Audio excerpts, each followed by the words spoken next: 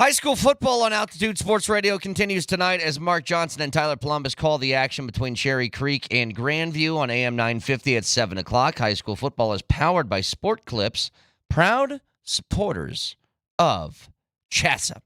Bud Light Football Friday, and a lot more football to talk about.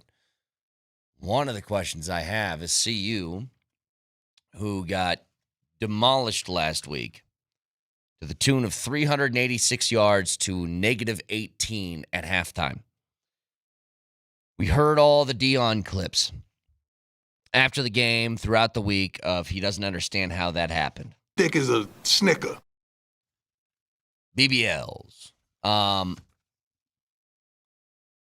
If Caden Salter starts again, do you have a problem with it? Because I do. I don't understand the point. And Vic mentions this all the time, and I think he's totally right about this, that Dion has this mix of a new school tendency with an old school mentality as far as his head coaching approach. Caden Salter, if he goes out and he starts again, there's one reason why. Loyalty and honoring a promise that you made to somebody who was a grad transfer, which I think is honorable. But I don't think there's a single football reason as to why he should be continuing to play. Nothing against the kid. It hasn't worked. And last week is the nail in the coffin. They couldn't move the football for an entire half. In fact, they moved backwards. Even in the second half, you did nothing. And at this point, at this juncture of the season, this is no longer about 2025. This is about 2026 and 2027 and 2028. That's what it's about. Which means Juju Lewis needs to play. I don't have an issue with him not benching Salter in the middle of the game. I don't think it would be beneficial to really anyone, if we're being honest, to put Juju in at halftime of last week. Give him a full week to prep. And I hope they're pretty tight-lipped about this stuff, but I hope that's what's been happening. If he's not playing by this week, there is no purpose to it. I know there's always this mentality of, hey, we haven't been eliminated from a bowl game yet. Well, you're going to be. There's just, I don't know how many people can look at the schedule that they have left, which has gotten increasingly tougher, because I don't think the Big 12 has any elite teams, but they got a lot of teams that are pretty good. You know, you're a dog to Arizona. And we were talking about this by like week 3 of the season, that you're probably going to be a dog in each of the remaining games, with the exception of maybe West Virginia now. West Virginia's terrible. But I thought maybe you'd be a favorite in Kansas State. And now Kansas State has kind of hit another gear offensively where they scored at least 34 points in the last month worth of football. If you don't focus right now on what the future of this program is, then you're wasting time. And there's nothing worse than, I always say this, time is a valuable thing. And you guys pay myself and Nelly and Vic and Moj with your time and not your money, and I think that's more valuable. Watch Truly. it fly by as the pendulum swings. Exactly right. Dropping some Lincoln Park on me. There you go. But it's more valuable.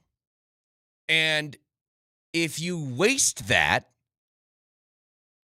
it's so punitive. There just serves no purpose. You brought somebody in who's a high-level recruit. You were able to land him, and that's a compliment to you for your recruiting tools. I understand that he's very young. He has been practicing in a Buffs uniform for basically a year now. take the training wheels off, and let's see. And if he stinks, who cares? Like, let's be honest. If it's bad, if he's just not ready, do you think he'll have more than negative 18 yards at half? Because if the answer is yes, then you already know what that looks like.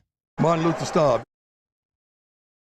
You tried the Staub thing. That also didn't work. It's time to just look towards the future and say, we are spending the rest of this season preparing for next year. That's a setup. It's also the truth. You have to. By the way, in college football this weekend, or in the NFL this weekend, what a huge game. And, like, you want to talk about a real, actual test. Kansas City's going on the road at Buffalo as a 2.5-point favorite. And think about the reactions we're going to have if, first of all, Kansas City wins that game. Because people are going to start calling Buffalo frauds, which they've kind of been trending that direction anyway. They've had a rough last few weeks. I mean, they did blow the snot out of the Carolina Panthers last weekend. But in the previous weeks, they lost to Atlanta. And then the week before that, they lost to the Patriots at home. They lose to Kansas City. There's going to be some takes to be had from a lot of different people. But it's also going to be, all right, the Chiefs are an unstoppable wagon again. Look the hell out. And I think for all of our sakes, especially us in Denver, is anybody more of a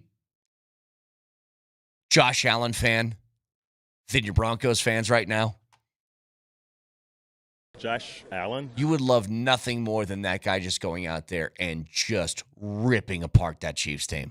Well, then the good news is if the Bills win, then we get to hear Patrick Mahomes meet Josh Allen at midfield and complain about refs robbing them. Oh, that's right. And not complimenting Josh Allen. We get to hear Mahomes complaining about how bad the refs were. And literally the turning giving point. His opponent no credit. So there you go. The turning point for me in what pushed you over the edge with Mahomes, because I was getting there, and then he did that, and I've never seen him the same since. Changed my entire perception. Was that the game where Travis Kelce had some crazy catch on like a trick play? Yeah, they might have cost and then it was called back. They might have cost him a Hall of Fame career. What? Yeah, well, hey, Kane, it's not easy being green. I know. I don't know how people do a Mahomes impression. They say do Kermit the Frog, but it's not Kermit the Frog. It's almost higher pitched than that. It's like Kermit the Frog with a little more throat in it. Yeah, a little bit more. Yeah, I think that's pretty close. Hey, now that your voice is warmed up, Nelly. Come on, everybody. In your cars, let's go.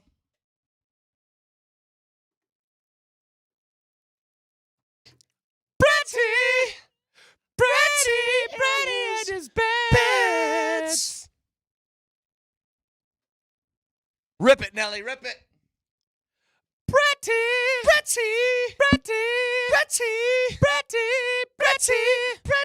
and his bets. Here's what we do at the end of the appetizer every Friday. I give you one lock of the week and one underdog of the week of the football weekend. My lock is in the NFL. The Raiders, yes, that team. 31-0 last week. They lost to the Chiefs. The week before that, they did beat the Titans 20-10. They have Jacksonville coming to town. Jacksonville, I think, is a good team. They've lost their last two. They got blown out, last week against the Rams 35-7. I don't think they're losing three straight. And you look at the spread in this game, they are favorites barely. 2.5 points as they go on the road to Vegas. I think that they beat them pretty easily and cleanly, so they're going to be my lock of the week. Now in college football, Texas Tech looks like they're getting back Baron Morton. But after being out as long as he's been out, they're playing against Kansas State, and this Kansas State team has blown out their last two opponents, including TCU and Kansas, in the last couple of weeks. They've scored 34 points in the last month, at least 34 points in each game in the last month. It's Texas Tech by 7.5. I don't like that kicker. I think Kansas State not only has a chance to cover that touchdown, they have a chance to win outright because they're playing really good right now. So Kansas State's the underdog of the week. Come watch the show live on Twitch. Twitch.tv, search Altitude SR in the search bar of the Altitude TV simulcast, and that is the Safeway Twitch feed. Download Safeway's Deals and Delivery app and get exclusive grocery offers. Safeway Fresh Foods, local flavors. You can also watch on YouTube. Subscribe to the channel and don't miss anything from Denver's #1 sports station, Altitude Sports Radio 92.5. Moser, Lombardi, and Kane starts next.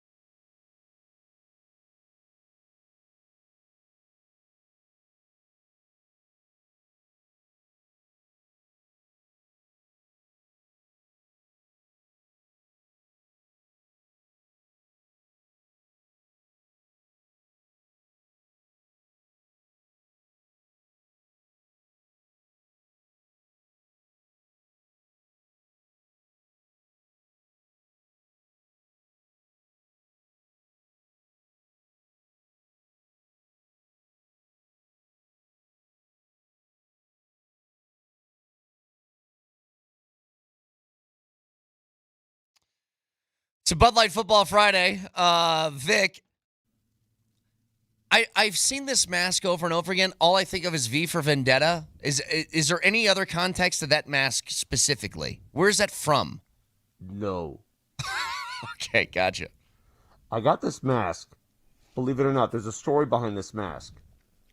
The year that Nikola Jokic was invited to his first All-Star weekend as a member of the rookie team, whatever the hell You're going to have to call take that mask off because it sounds like you're talking into a tin can. Shut up. The year that he was invited to that first All-Star game, I still have a picture where I'm wearing the mask because he liked the mask, and I bought him one. And while I bought one, I bought myself one. So this is from New Orleans, whatever year that was, at the All-Star weekend. 2018? 17? Right. So now it's Halloween. See, happy Halloween, everybody.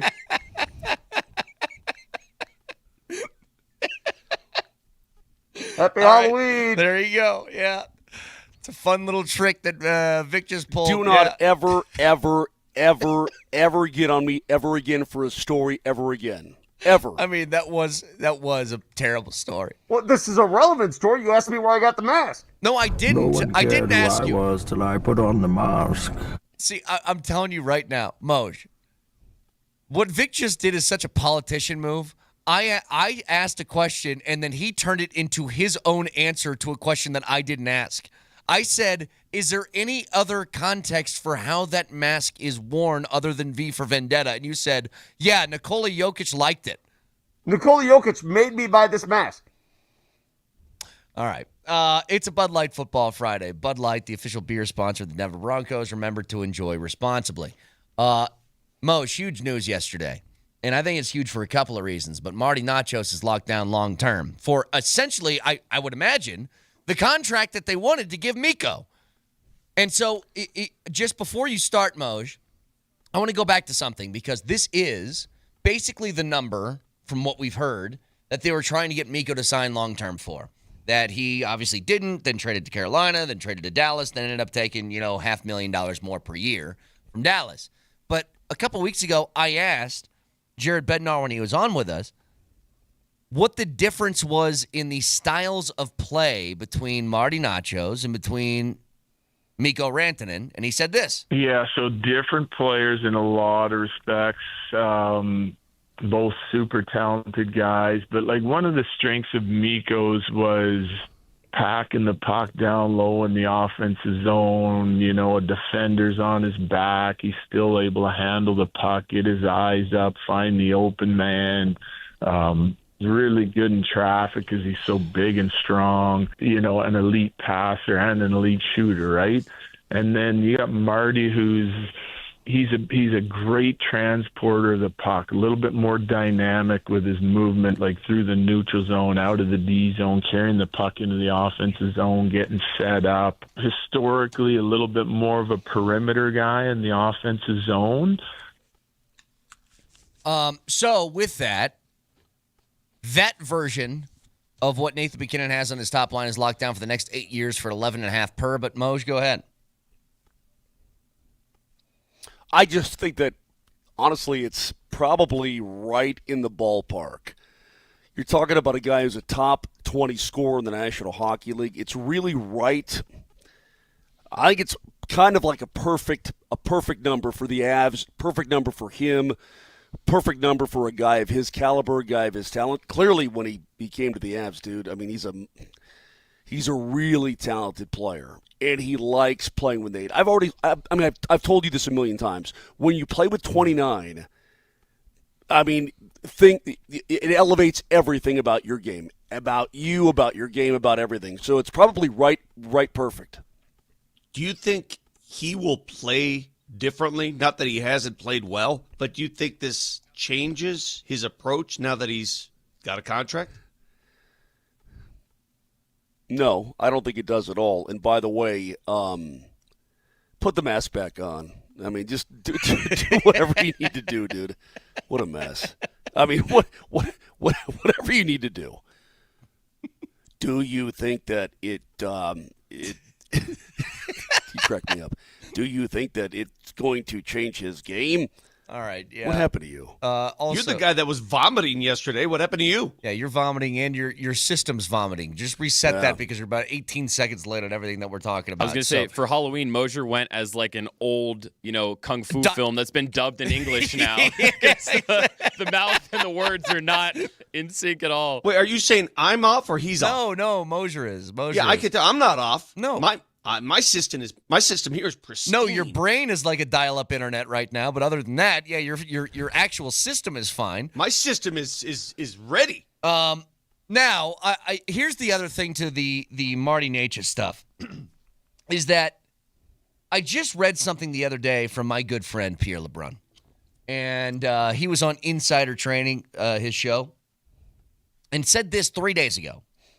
The Avs are in talks with Martin Natchez's agent, but they've said, listen, there's an ecosystem here. We're going to have to sign Cale Makar to a healthy raise, but we're still confident that we can get Martin Natchez done at some point. This is the really good news, which is they don't do this without knowing the number for Cale.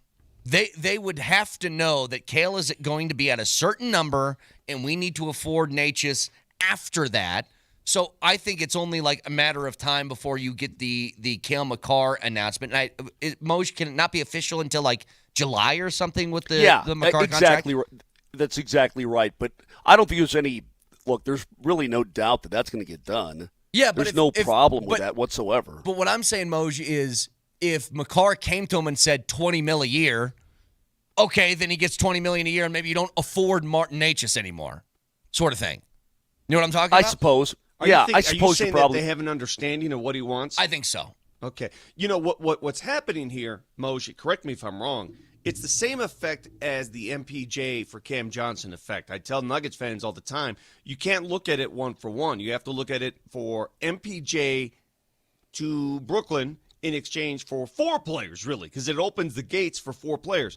Isn't the same true for Rantanen? It opens the gates for other players you signed last season that's some of them still remain on the team. That is totally correct, Vic, because what it does, it opens up the cap in the short term.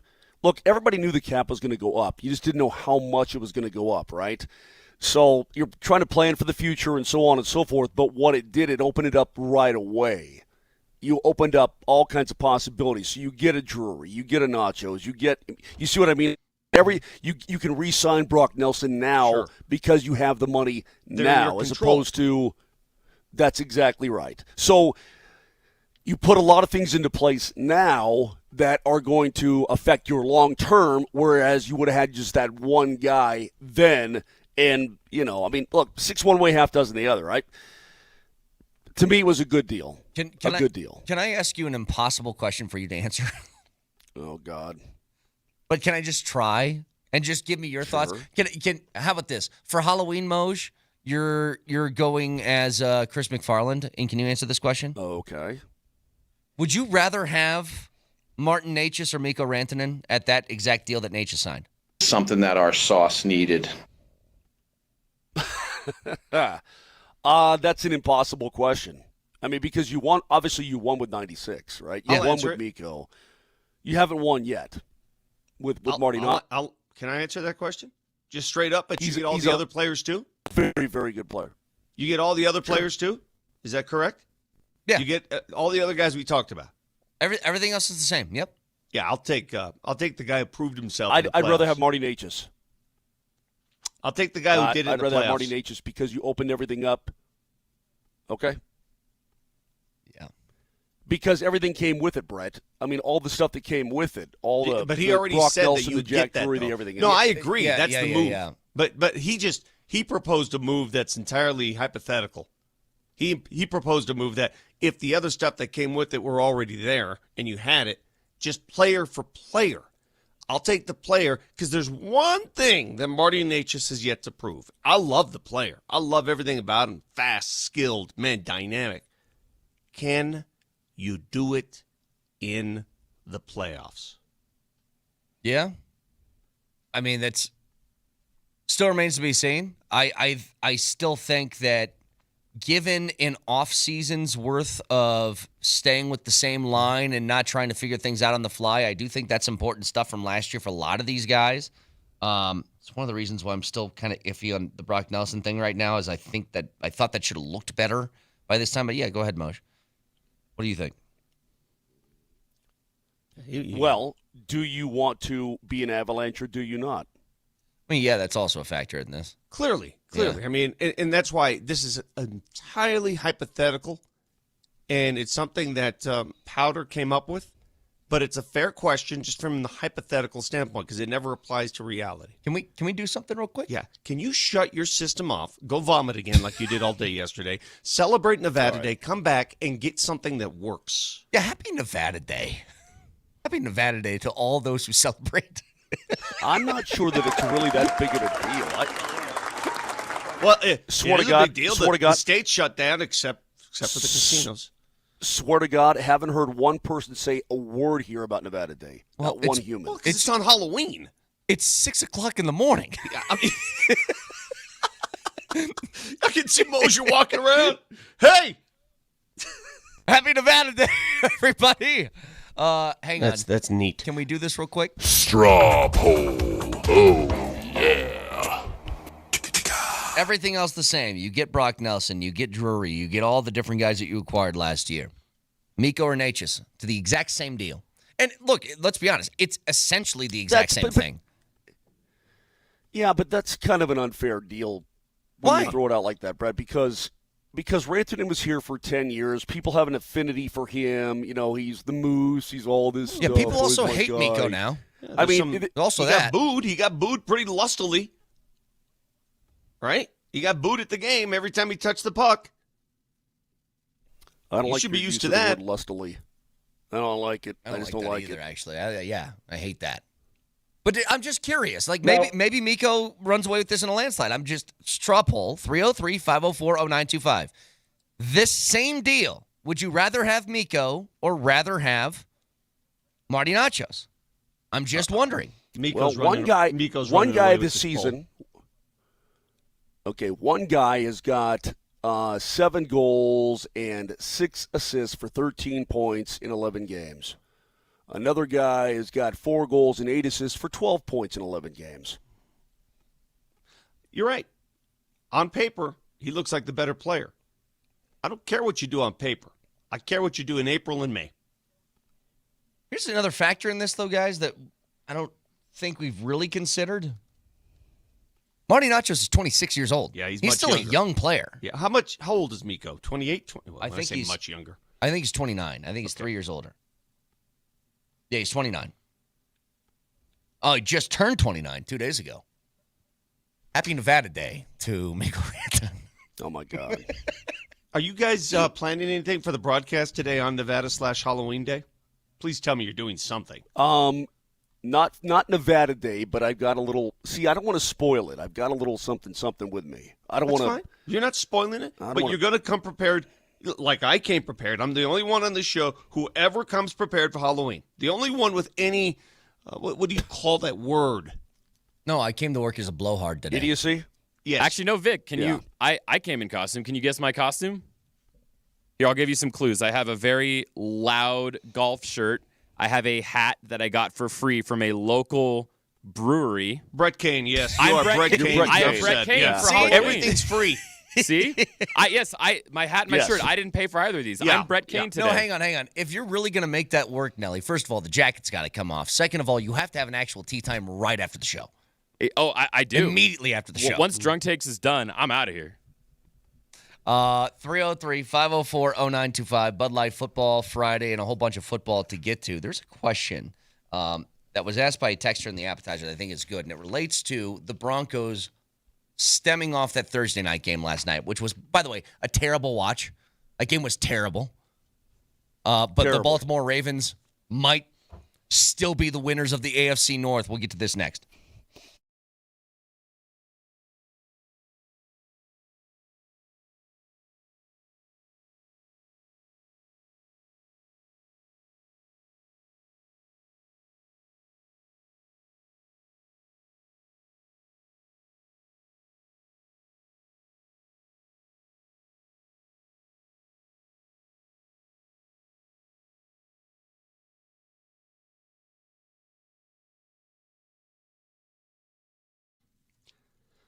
Vic Lombardi here, wishing you and yours a happy Nevada Day. Enjoy that Avalanche game this afternoon. Dan Caplis Law wins big because Dan Caplis Law attracts world-class lawyers representing honest and courageous people from all walks of life. Dan Caplis Law is a serious firm for serious cases, accepting righteous injury and death cases on a percentage fee basis. If you need Dan's help, call today, 303-770-5551. 303-770-5551, or hit them up online. All questions answered online at dancaplisslaw.com.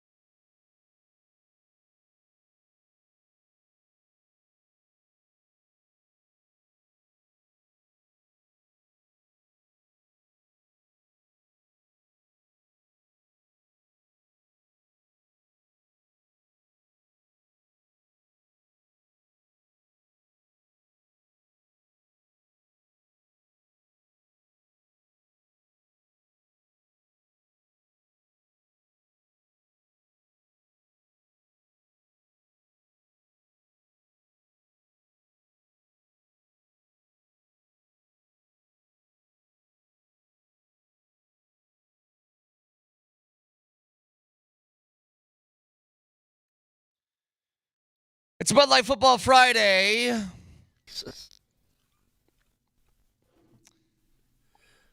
I forgot. I'm not doing this today. I'm not doing it. I'm not even in the mood. I am so not in the dang mood. Well, I'm not Vic or Moj. I'm telling you, I'm not in the mood for Vic. I'm also not in the mood for you being 5 seconds late all the time. Not even 5 seconds. Yeah. 25 seconds. I tell you what you do, Moj. That too.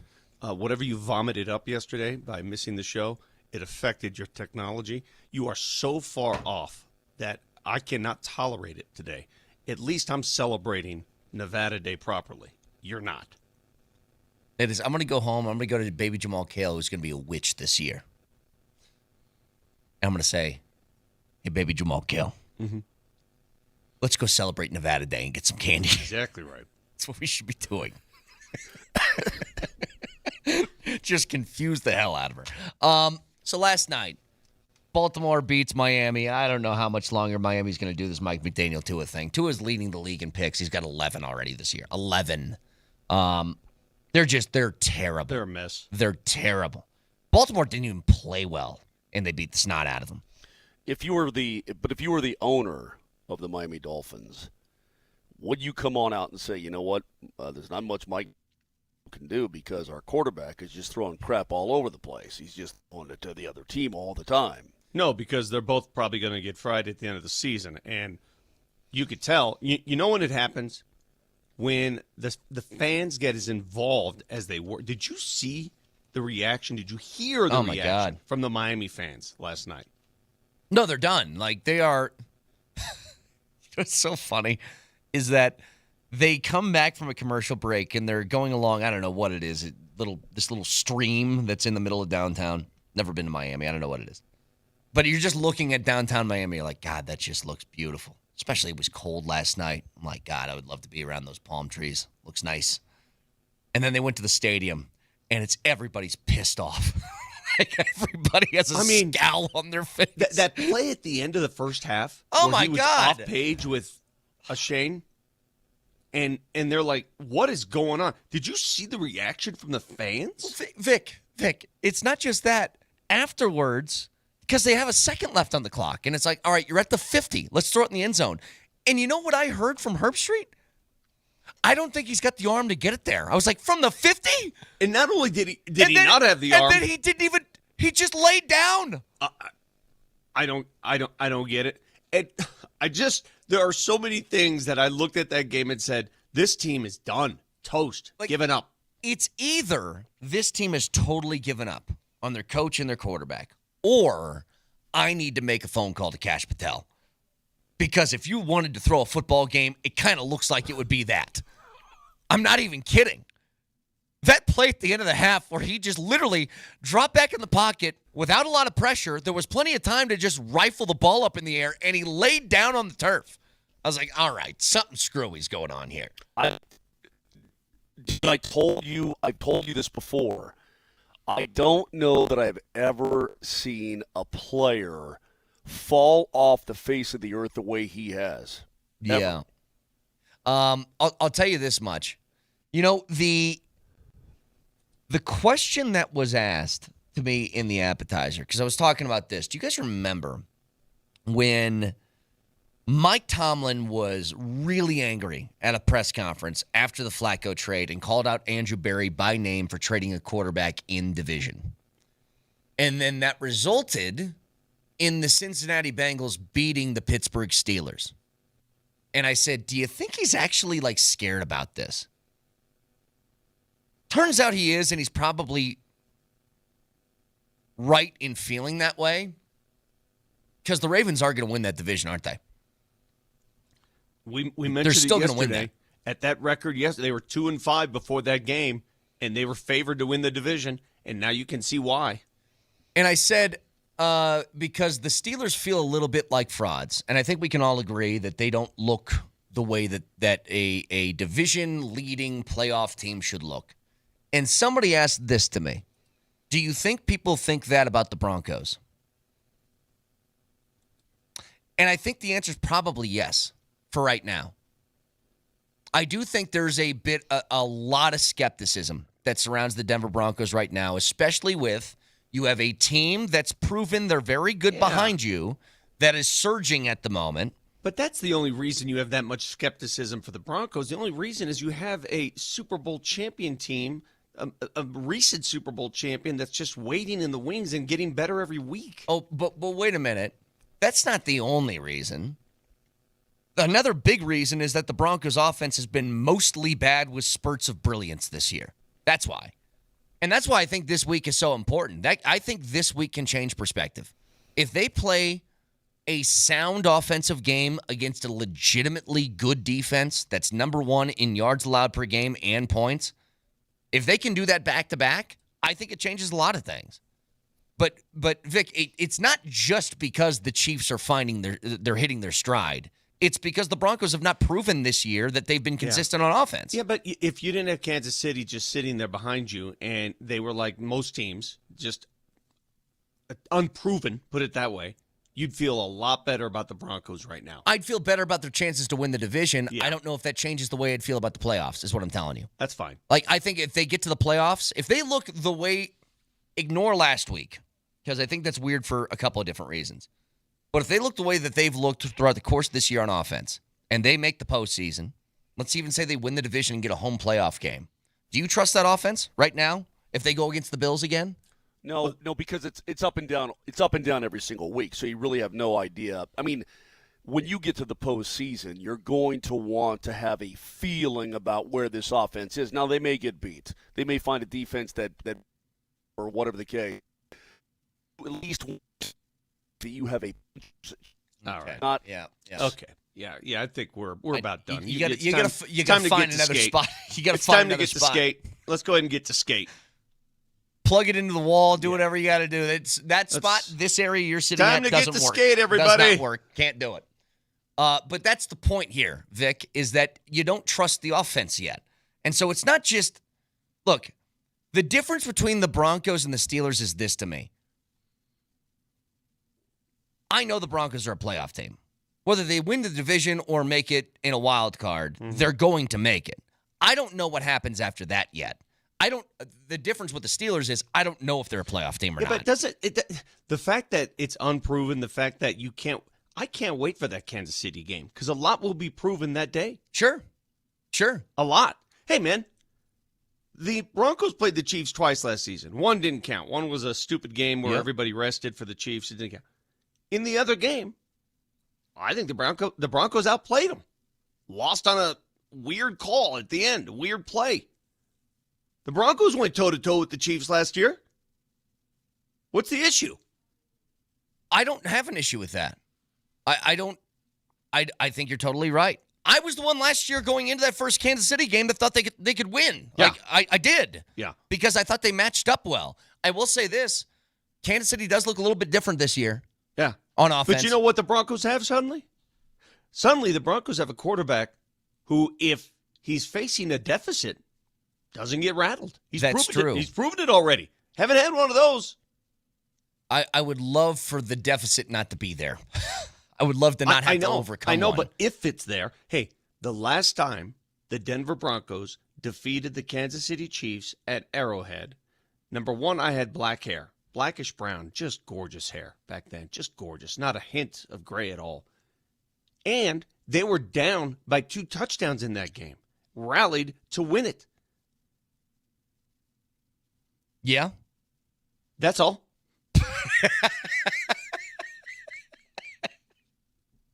Wait, what did you say yesterday?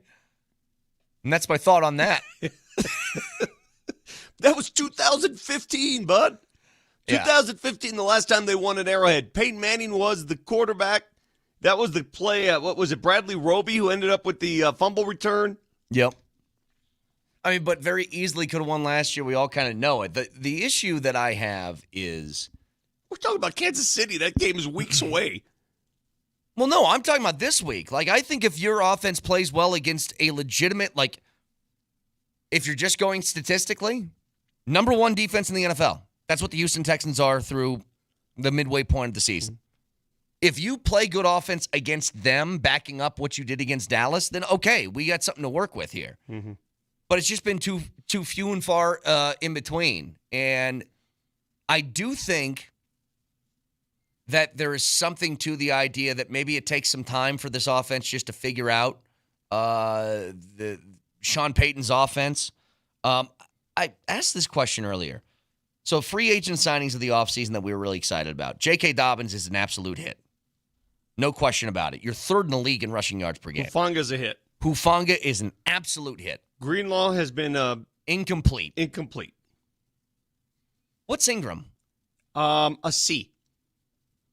He has not had the impact that any of us thought he would, right? No, I thought he'd have 4 or 5 game-changing plays. He had a couple games where he had game-changing plays, but It's not consistent enough. You know what he is? We've proven to figure out what he is because they go out and get Mercedes Lewis. He's a receiver. Yeah. Well, He's a receiver. We just physically, when you see him in person, as we did in training camp, he was smaller than most of the wideouts. Yeah. He was. Now, he was like stocky, but he was shorter, and he looked like just another wide receiver that was out there. The issue that I have, Vic, is if you aren't going to do the blocking thing, which is why you bring Mercedes Lewis in, then you have to be the receiver. And we all thought maybe he'd be the number 2 guy on this team behind Sutton. Yeah. I'm not even sure if he's number 3 because Troy Franklin's your second best receiving guy. Yeah, it's a weird position. It's like he's not bulky enough to sit on the offensive line and block in the run game. And he doesn't have that. Does it look like to you that he has that speed to overtake safeties? It's just a weird situation. Mm-hmm. Best to try to chime in here and go ahead. Not have you yell at me and have Vic and his stupid hair get angry. What? I cannot give him a C. I can't even remotely go there, dude. What are you going to give him? A D, probably at the best, because this was supposed to be an impact player. If you look, does he have catches? Yeah. But he's not an impact kind of guy. You go and you make that move, you go and you sign him, excuse me, because you think he's going to be an impact player. He's going to change the dynamic of the offense and obviously be a major upgrade at that position. You can't look at me and sit here and say, yeah, he's been all of that at all. I mean, does it help? Yeah. But I'm looking for a guy who's a player. And so far with Evan Ingram, with the injury and so on and so forth, you can't make that claim yet. Trying to find a goddamn joker. Yeah, maybe you can down the road, but not right now. Texters are pointing this out, and they are right about this. He has been good on third down, which is kind of what he was brought here to be, as a third down sort of safety net to move the chains. So he's got 26 catches in 7 games this year. 14 of those have gone for first downs. So that is big. Well, he's on pace to shatter the tight end catch rate for last season. No, he already has. Yeah. He's on pace to shatter it, is what I'm saying. So the production is there. But that doesn't mean jack. Why don't you compare him against the other tight ends in the league that are because doing they something? don't use him like because here's why. They don't use him like a tight end. That's why. I wouldn't even call him a tight end. He's a big receiver. Look where they line him up, Moj. Watch the game. They line him up in the slot more than tight end. I'm with Moj on this, though, that I'm not doing the he caught more passes than Lucas Kroll thing last year because that unit was terrible. I'm not comparing this guy to what you had before because it's too easy. That bar is so low that virtually any starting tight end in the league should break it from what the Broncos had last season. So is it better than that? Yes. But I think we all kind of thought Evan Ingram was going to be more than what he was so far. Like, he's the only one outside of Greenlaw, but Greenlaw's been out with an injury and suspension, whatever, that has not lived up to the billing of the guy that we thought we were going to get. At least reach that. Well, let me reclassify. He's not a bust. It's not a dud. It's just not as impactful as I thought it was going to be. That's all. We set the bar pretty high for him. We did. Yeah, we did. And we're halfway through the dang season, for crying out loud. Not even half. Are we halfway through? Yeah, well, this pretty much. This is the halfway point. Next Monday we'll be past the halfway point. So there's plenty of time to go. Oh God. No. It's either a robot or delayed. I can't keep doing it. I'm telling you. How many times do we go to that well today? Yeah, you gotta find another spot. I can't keep doing it. Just go down to the business center. Go. Sit yourself next to a slot machine. The internet works there. Yep. It's Nevada Day. Again, talking about the same things. Vegas does this on purpose. Internet doesn't work in your room. Why? They want you by the slot machine. Exactly the right. Table. Exactly right. So anyway, 303-504-0925. Champ Mazda text line, one price, one person, 1 hour. At halftime of tonight's Cherry Creek at Grandview game on AM 950, you can tune in as we honor the Student of the Week. It's presented by Mr. Rooter Plumbing, proudly rooting for Colorado students and athletes. We got a lot of stuff going on over the weekend here. Tomorrow, you got Penn State at Ohio State at 10 o'clock in the morning. You have Avs in Sharks at 2 o'clock. You have on Sunday, this is a huge game that I want to get into later, Vic, because there are going to be takes to be had after this one, and people are going to reach conclusions halfway through the year. Chiefs at Bills is going to warp a lot of minds for both of those teams on who each of them are. Exactly. Who are you? Are you legit? That game may determine some of that. I mean, Chiefs, if they win, it turns into, all right, the Chiefs are running away with this and going to win the Super Bowl again, and the Bills are frauds. If the Bills win, then it's like, oh, they're back. They're fine. Don't worry about it. Game's in Buffalo, by the way. But that one's going to be on as well as the Sunday night game on Sunday. Of course, on Sunday. Seahawks at Commanders at 6:20. So a lot going on over the weekend. But when we return. Hold on a second. We have a Brett and Vic. This is from Texter 7607. Brett and Vic, you all need to be nicer to Moser. It's not his fault, whatever podunk hotel he's in with the bad Wi-Fi. It ain't podunk, man. You're in Vegas. Figure it out. It's Vegas, and you're staying in the hotel that the Colorado Avalanche are staying in. It's not a They're Motel not 6. staying at the Smokies Inn on the Strip or off the Strip. Figure it out. Hey, Las Vegas, we'll leave a light on for you. Leave the Wi-Fi on. Anyway, back after this.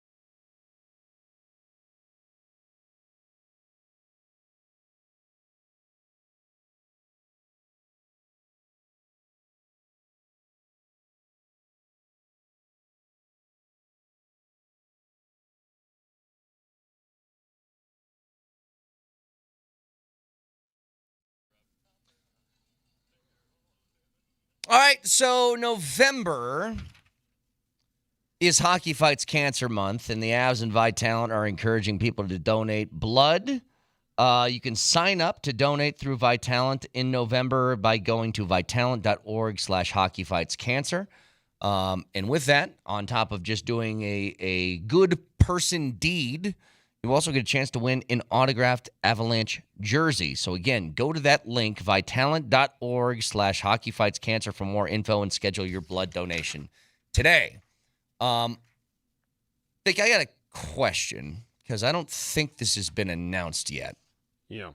But it is a Bud Light Football Friday. What do the Buffs do from here? Because if they don't start Juju, what is the plan? There's nothing to gain anymore from starting Caden Salter. And you mentioned this, that Dion is new school concepts with an old school mentality. And perhaps the reason for starting Caden Salter again to him would be, I made a promise to this guy that as a grad transfer, he'd get the job. But at some point, enough's enough, right? I don't think that's it. I just don't think they think the kid is ready. And they don't want to, I mean, losing a locker room is relative here because you got blitzed by Utah. Yeah. But you hand the keys over to this kid, and he comes out looking far worse than what you already have, then what? Do you think he'd do worse than negative 18 yards and a half of football? No, that's hard to do. Yeah. No, yeah. That's where I'm at. Yeah. If there's a week to do it, it's this week, right? Don't you think? Yes. You want just face facts. You aren't making a bowl game. Okay, you aren't going to win 3 or 4, whatever the number is going to be. Well, you got Arizona's winnable. Arizona's winnable. They're favored by 3.5. Arizona is. All right, but they're winnable. That's a winnable game. It is. It's the same line that we saw in the Iowa State game. Yeah. Which you won. Yeah. Storm the field. So you, by the way, you're an underdog against Arizona. You going to storm the field if you win that game? I don't think so, but who knows? At West Virginia. West Virginia is nothing serious. Arizona State's a problem. West Virginia's terrible. They're awful. Yes. Arizona State is the penultimate game, followed by K-State at K-State. That's a problem. And K-State is starting to turn their season Exactly. around. That's a problem. So you would have to win a game nobody expects you to win, but when do you start the freshman? That's the question. When do you start the kid? So here's one thing you could do. You could wait one more week, Vic, because you are allowed to play in 4 games and still take a redshirt season, which means if you wait one more week, Juju could start the last 3 games of the year and redshirt at the same time without losing a year of eligibility. That's possible, and maybe that's the plan moving forward. Could be. They don't want to burn a year for 5 games. Yeah, could be. Maybe deep down they're like, this season's over. What's the point here? Yeah. Now, I think at the same time,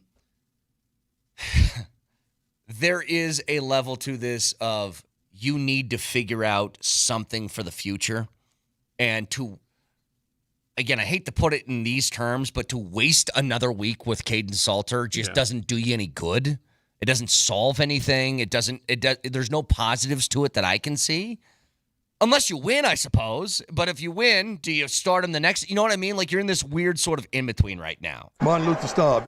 Okay, so I'll ask a question right back to you. So CU, they've got a coach who isn't going anywhere. I think we know that. Dion? And they're playing. Yeah, Dion's not going anywhere. That's what I'm saying. They're not going anywhere. That contract is solid. They ain't buying. This ain't LSU. Yeah. It ain't going to happen. This ain't Penn State. Ain't going to happen. You're not in Florida. Ain't going to happen. Right. What do you do if you're CSU? Oh, what on earth do you do if you're CSU? I mean, you play out the string and then you find a new coach. I mean, No, but I mean, what is the plan? For the new What coach? Are you talking about the football season or like looking ahead to I'm talking the about future? the entire what do you do to compete if you're CSU moving forward? So if you're telling me that the coach is the only issue here, right? Because they just fired their coach, and the coach is the only issue. Here's what happens at CSU, and this is what scares me. CSU has proven to be a springboard for coaches to move into other jobs. Well, except for one, Sonny Lubick. Sonny Lubick had offers elsewhere and said no. To be fair here, they strive to be a program in which their coach leaves for another job because that means they've had success. That hasn't They've had happened. coaches leave for other jobs. A while ago is what I'm saying. A while ago. Not recently. Recently, coaches come here and they get fired. So I think in the short term, Vic, if you're CSU, you're striving to be a school where your coach gets poached from you. I would love to hear from CSU fans. You tell me what kind of coach do you want? Do you want an unnamed young assistant from a big school? Do you want a proven like D2 guy? Do you want what would work there for the long term? And when I say long term, I mean more than 4 years. Do you know what would be the perfect scenario that I don't think is available to them right now? If they got a coach who's already been at a high level and had success at a high level, that just wants to have a job that's pretty, for coaches' standards, as stress-free as you can get. Like, if you could find a Frank Solich type that could camp out there until he's done coaching football. Frank Solich went to Ohio and was like, dude, I can be here for 3 decades if I want to, without a care in the world. And he doesn't have aspirations to be in that sort of fishbowl anymore at a big school. I think that's, for CSU, the ideal place you could be. Yeah, but I think in this day and age of college sports, there's nothing stress-free because of the element of NIL and the portal that takes the stress-free nature out of it, because you're always very wary of losing whatever talent you bring in. You work your butt off to recruit a couple players, and now you're looking over your shoulder all season wondering if they're going to stick around. That I understand. I'm talking more about, like, if you lose a game, there's not 15 lasers that are directed at your forehead. You know, I saw Jason Williams, the former ESPN guy, played for Duke. Yeah. Remember him? Yep. He did he had a monologue on social media talking about the modern game, the college sports, and NIL. And he made a point. You know what we're not talking about when it comes to NIL? A lot of these players it's like shark-infested waters. They're being sought out not by sponsors who want to pay them, but by marketing agents. They're not even real agents. These aren't lawyers here. These are simply marketing agents. Do you know what they're charging these kids to represent them, to sell their wares? Do you know what? 20% minimum. What? Do you know how much an NBA and NFL agent is allowed to charge? I mean, they can go as far as 3%. Yeah. 20? So not only are they making ridiculous jack on these guys off their backs, but they're more motivated once they sign a player, find them more money because they make more money. Yeah. It's crazy what NIL has produced behind the scenes. The cottage industry that is marketing agency behind the scenes in NIL is crazy.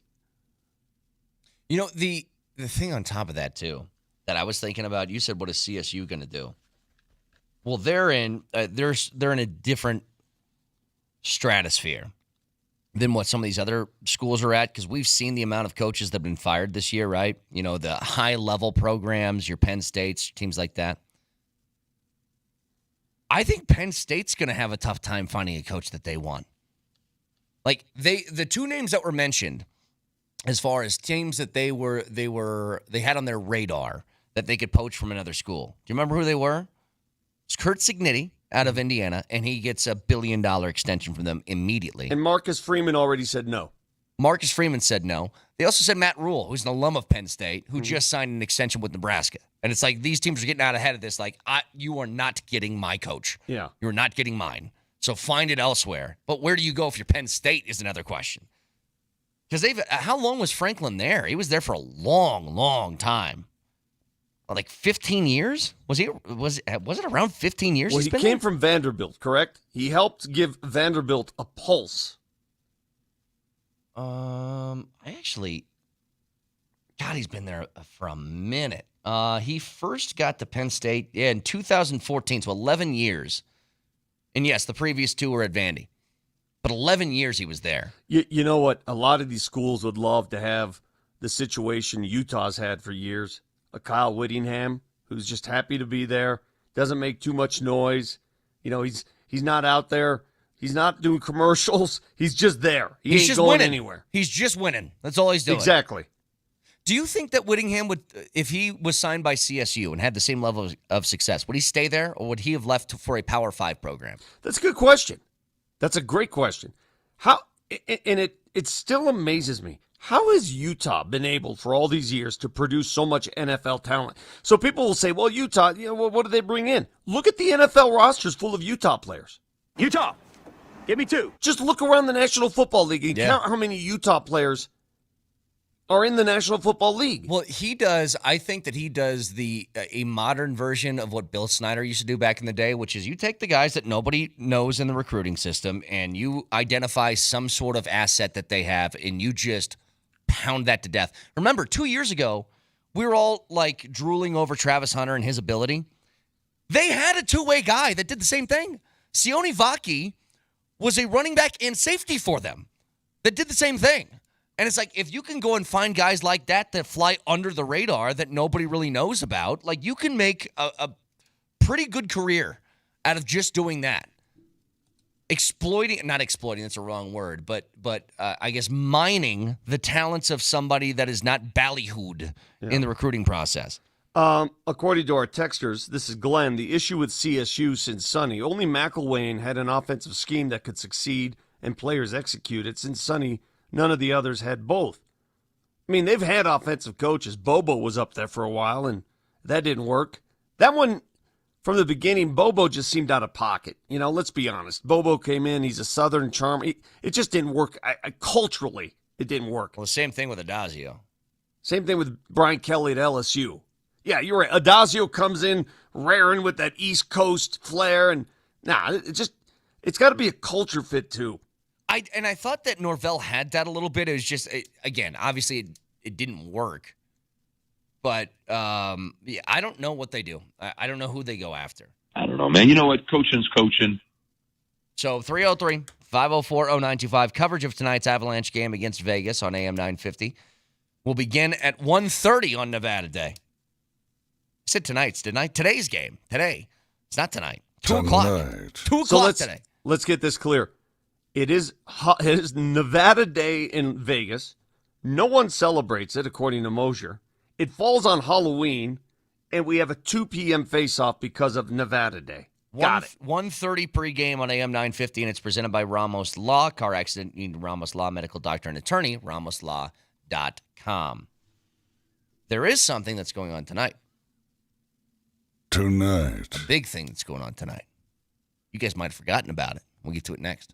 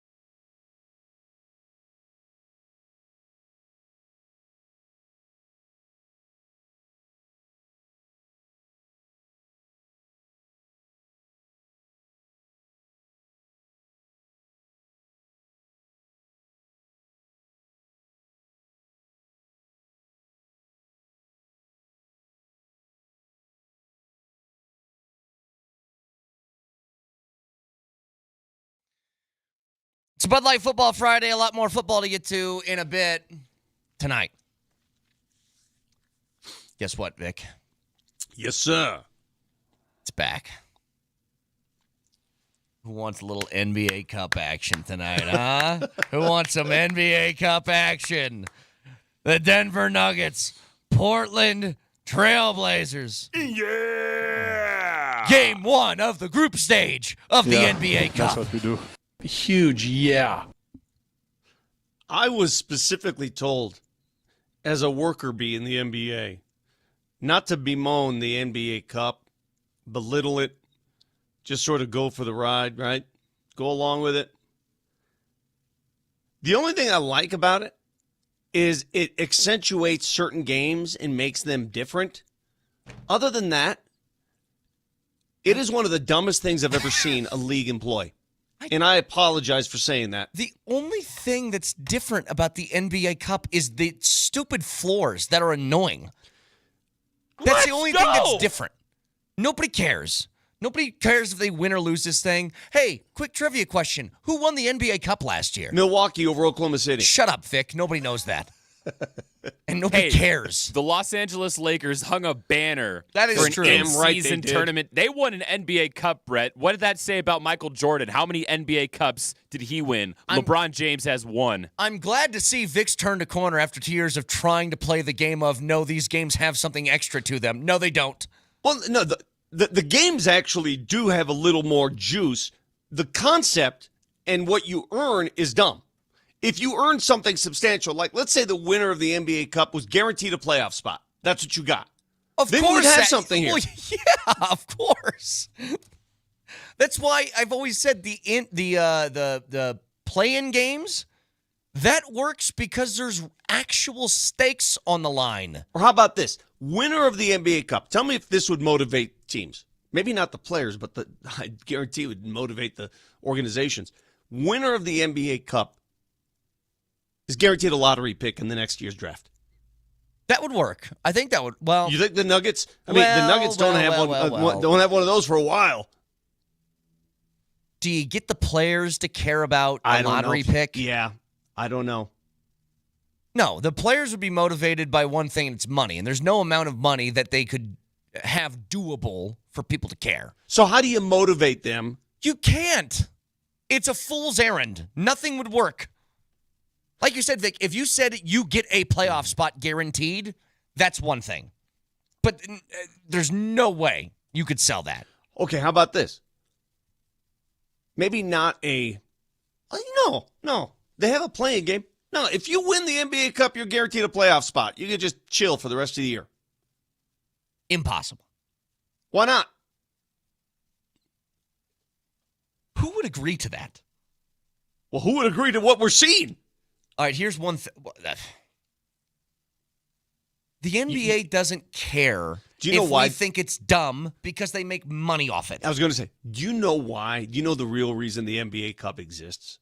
I mean, use your mind. Use your brain. Look, I have a brain. Underneath this hair, I have a brain. You do? Use your brain and ask yourself, why are they doing this when nobody asked for it? Why do you think it is? Here's the answer to your question. What is the answer? Let's see. All right, here's the answer to your question. The answer to why the NBA Cup exists when everybody hates it is... Nobody asked for it. Nobody was like, oh, you know what this league needs? Here's your answer. Yeah. Why do they still play the Pro Bowl? Well, that's a corporate outing. It makes cash. Extra cash. That's it. There's your answer. Game over. Sponsorship is the answer. Money is the answer. Somebody is paying them. The Emirates NBA Cup still? Yes. Is that what it is? Yes. It's the only reason they're doing it. Texture says, winner gets immunity to gambling rules. Let's get weird. I will say this. If you do concern yourself with such things, like the road to the Emirates Cup, the Nuggets are stuck in the toughest of all groups. They've got the group of death. They're in a group with Golden State, San Antonio, which is suddenly and still undefeated. San Antonio again last night. They're still undefeated. 5-0. It's a good team. Holy crap. Wembanyama's illegal. I watched that game. on League Pass last night. Oh, wait. Vic, just pause yourself. Pause.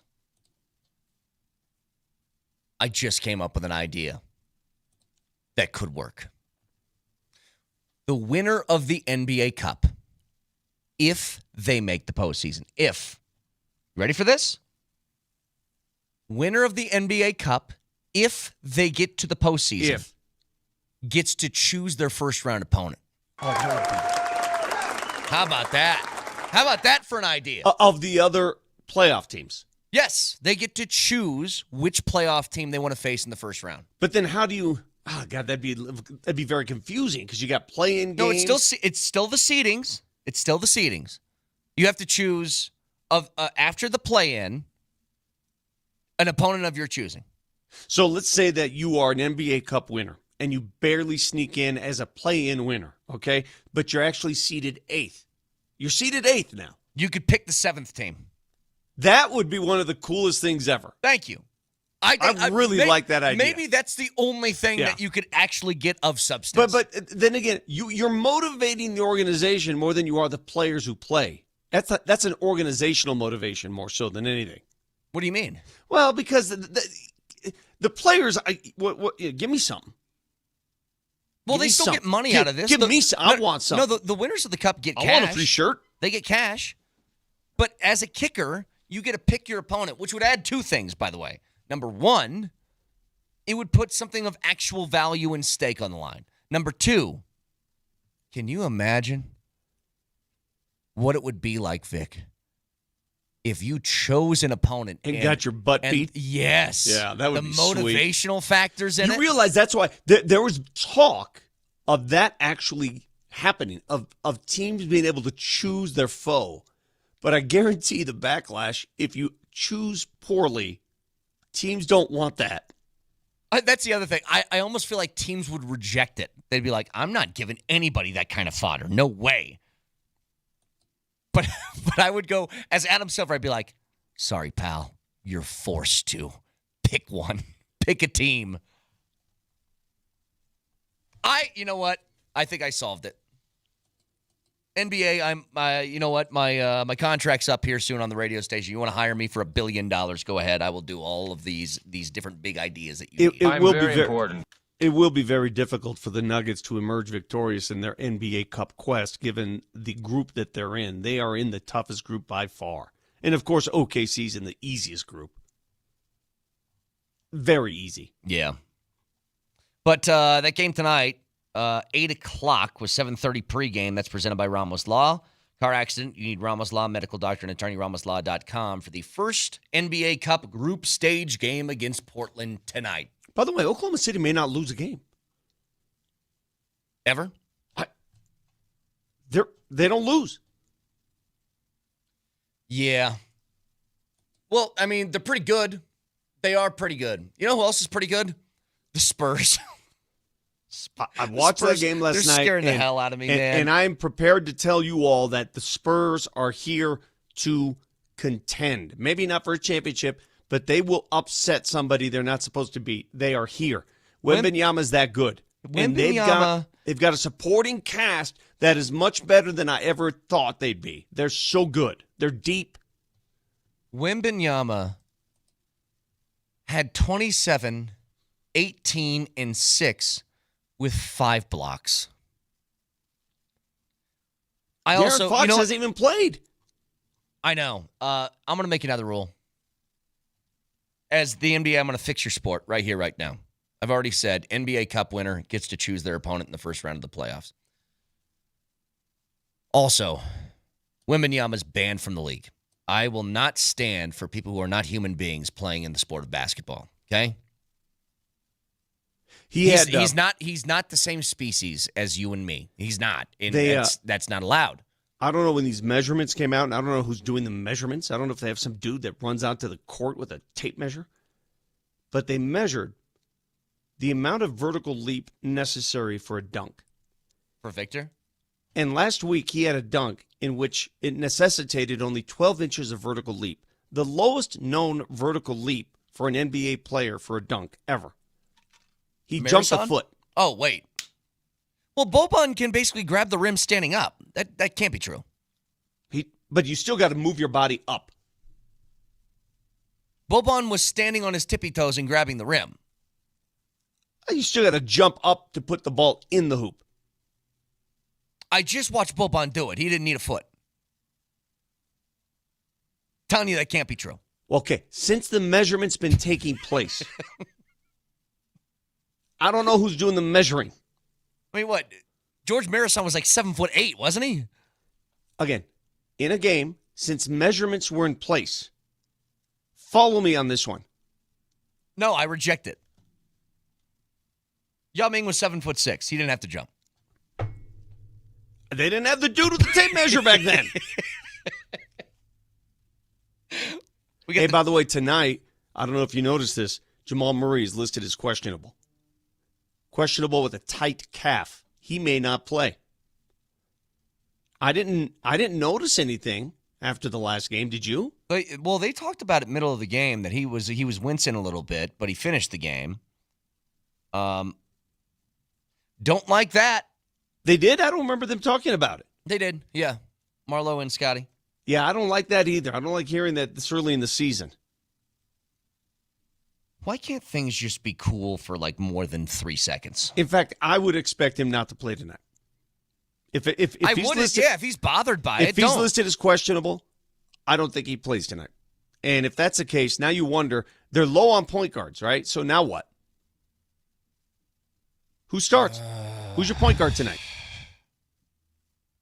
Do you just start like Hardaway and let I don't know CB take the ball? That's or a great what? question. I don't know. That remains a mystery to me. I don't know who starts. I don't know.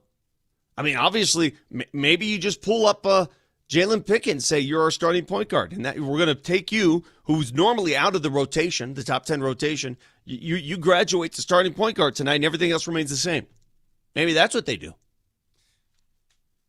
Yeah, I don't know. And Portland's not going to be an easy game.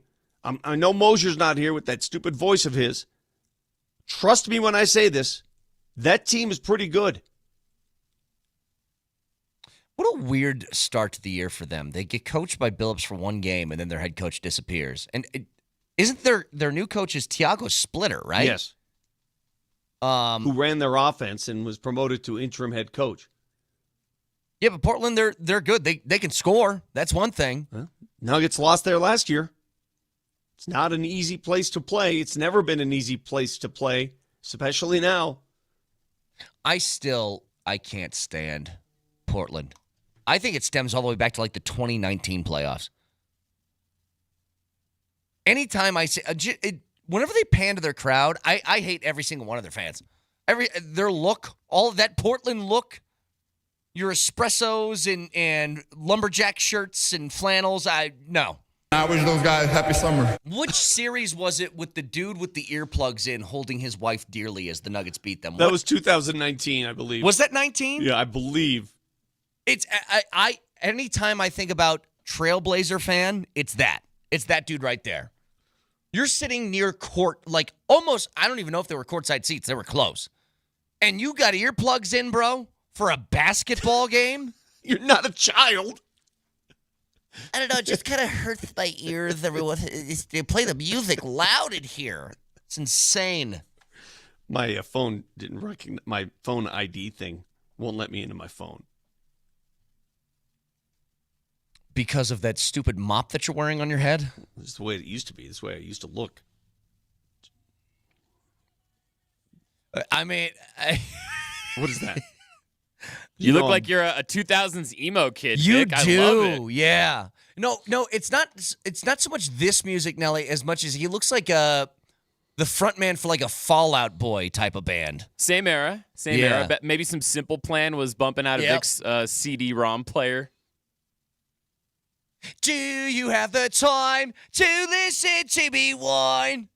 I like that British take on Green Day there. That was good. Well, he sounds British. A lot of kids wear this hairstyle these days. Just let it. No.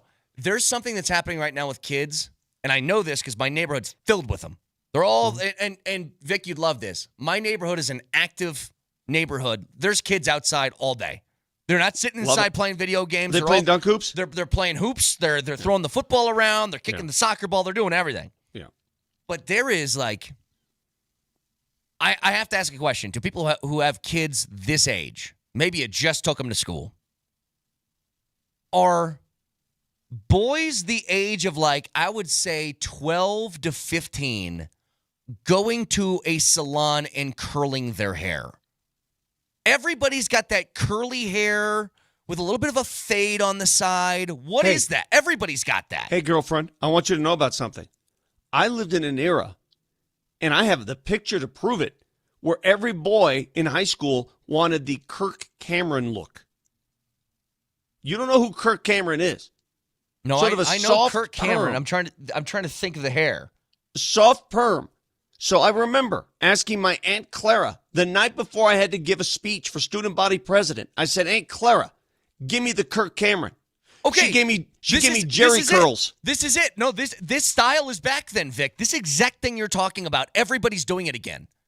It's the broccoli hair because they all look Yes. like broccoli stalks. Yes. Throw something up there. I got to see what it is. So I got to wait. see if it's... A 14-year-old boy is sitting under the little the spaceship looking thing. Yeah, those are sweet. I did that. The thing that we all made fun of, like old ladies back in the day reading their newspapers, gossiping about other with the curlers in their hair. That's what they're doing. No, there's got to be God. new technology today. Oh God, it's got to stop, guys. You're gonna regret this. It looks ridiculous. Oh, this is so true. Somebody says, yes, whatever this is has to stop. It has to stop. Okay, that's They it. look ridiculous. So here's the difference. In the 80s, that is stupid. That looks like a bowl of soup on the front of your head. Everybody has Okay, this. that is dumb. Oh yeah, my nephew has that. But it's Shout not out, natural. Mateo. That looks ridiculous. But you can tell it's not natural. You're getting that curled. Just have hair. And they everybody's say saying it's called this now. an Edgar. What the hell's that? Well, this has got to be it. They're saying it's all because of Mahomes, because that's exactly what Mahomes' hairstyle is. Come on, Mahomes has that kind of push, that pull. Come on. Michael Jordan was bald. I didn't go bald. It is so frustrating. And look, is it like people are calling it the alpaca? Yeah, you look like an alpaca. But am I jealous that you guys have the hair that is able to be curled without ripping out of your skull? Yeah, I'm jealous about that. Also, it looks ridiculous. I am not going to admonish today's youth for wanting that kind of hair because I lived it. Again, in the 80s, we went out of our way. It was similar to that, except in the 80s, we wore it more like a mullet, and we had curly hair behind the ears. Yes. So I'm looking at, you said Kirk Cameron. I'm looking at the picture. I know exactly, like, this thing that I'm looking at on my computer screen is just, it's that. Yeah, just show me repeated, Kirk Cameron. You got it? 40 years later. Show me Kirk Cameron because that's exactly what a lot of us aspired to be, and I don't know why, because we're dumb. There's a picture of Kirk Cameron in his youth, Nelly, with this pink backdrop behind him. You'll see it on Google Images. It's like the first thing. But I'm telling you, this haircut, parents, beg your children to not do this. Beg them. As a father, stop this. You have to have the conversation. Yes, this exact, Vic, look. Now, Nelly, take this and then wipe it away and show the other one. Yeah, but at least it had hair behind the ears. Yes. The hair behind the ears, at least. What are we doing here? These are all the pictures of my desktop. You can see what we got. Yeah, that's broccoli on top of the head. Yeah. It's got to stop, guys. And I'm going to see a lot of trick-or-treaters today that are going to have this haircut. It's going to drive me nuts. End this. 303. Stop this. 504-0925. Back after this.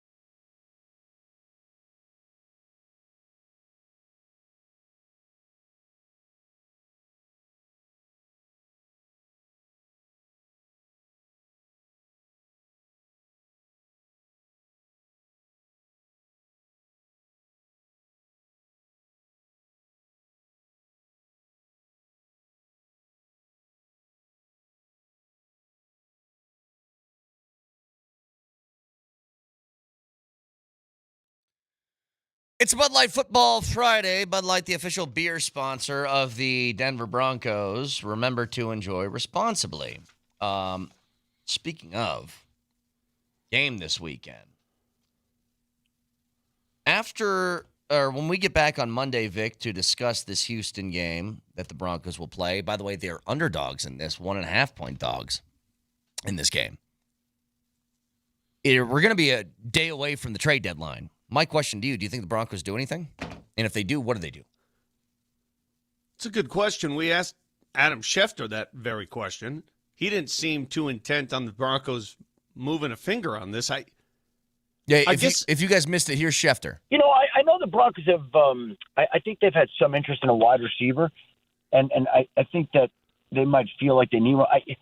I think I would say, like, I don't know. I kind of like to see these young guys grow. Pat Bryant and Marvin Mims and some of these other guys. Like, sometimes you get a veteran receiver and they become what Bill Parcells used to say, progress stoppers. And maybe I'm missing something, but that was an offense that looked great yesterday. You know, you had Franklin making plays all over the field. Bryant got involved, made some plays. Like, a veteran, like, could you use another receiver? Sure. But sometimes it's best to let some of these young guys develop. You know, you make calls. If there's something there, fine. But my point is, if they don't do anything, I'm okay with that. I agree. I don't think there's a pressing need. And that's a great thing to say that. Yeah, I tried to figure out if they were to make a move, where would it be? They don't need any help on the D-line. They're good on that. Assuming Greenlaw's health and non-suspension anymore, linebacker seems to be okay. Secondary's good. Offensive line, you're fine. Ben Powers is going to come back in probably around a month, maybe a month and a half. He'll be back for a postseason run. Don't need any help on the O-line. So the only thing that leaves is now skill position stuff. And I think you're good with your running back combo. Wide receivers are growing. If I said, Vic, tight end, what would you say to that? Even with Ingram. If they were brought in Mercedes Lewis. I mean, you mean another tight end? But Mercedes Lewis is not. He's not there because Evan Ingram's not doing something. He's not there to take snaps away from Evan Ingram. I think he's there to be an extra guy that can block and be a veteran backup to him if something were to happen. Now look, I don't think this is like an NFL insider that said this, but somebody's talking about, hey, if Hawkinson's available out of Minnesota, do the Broncos sniff around?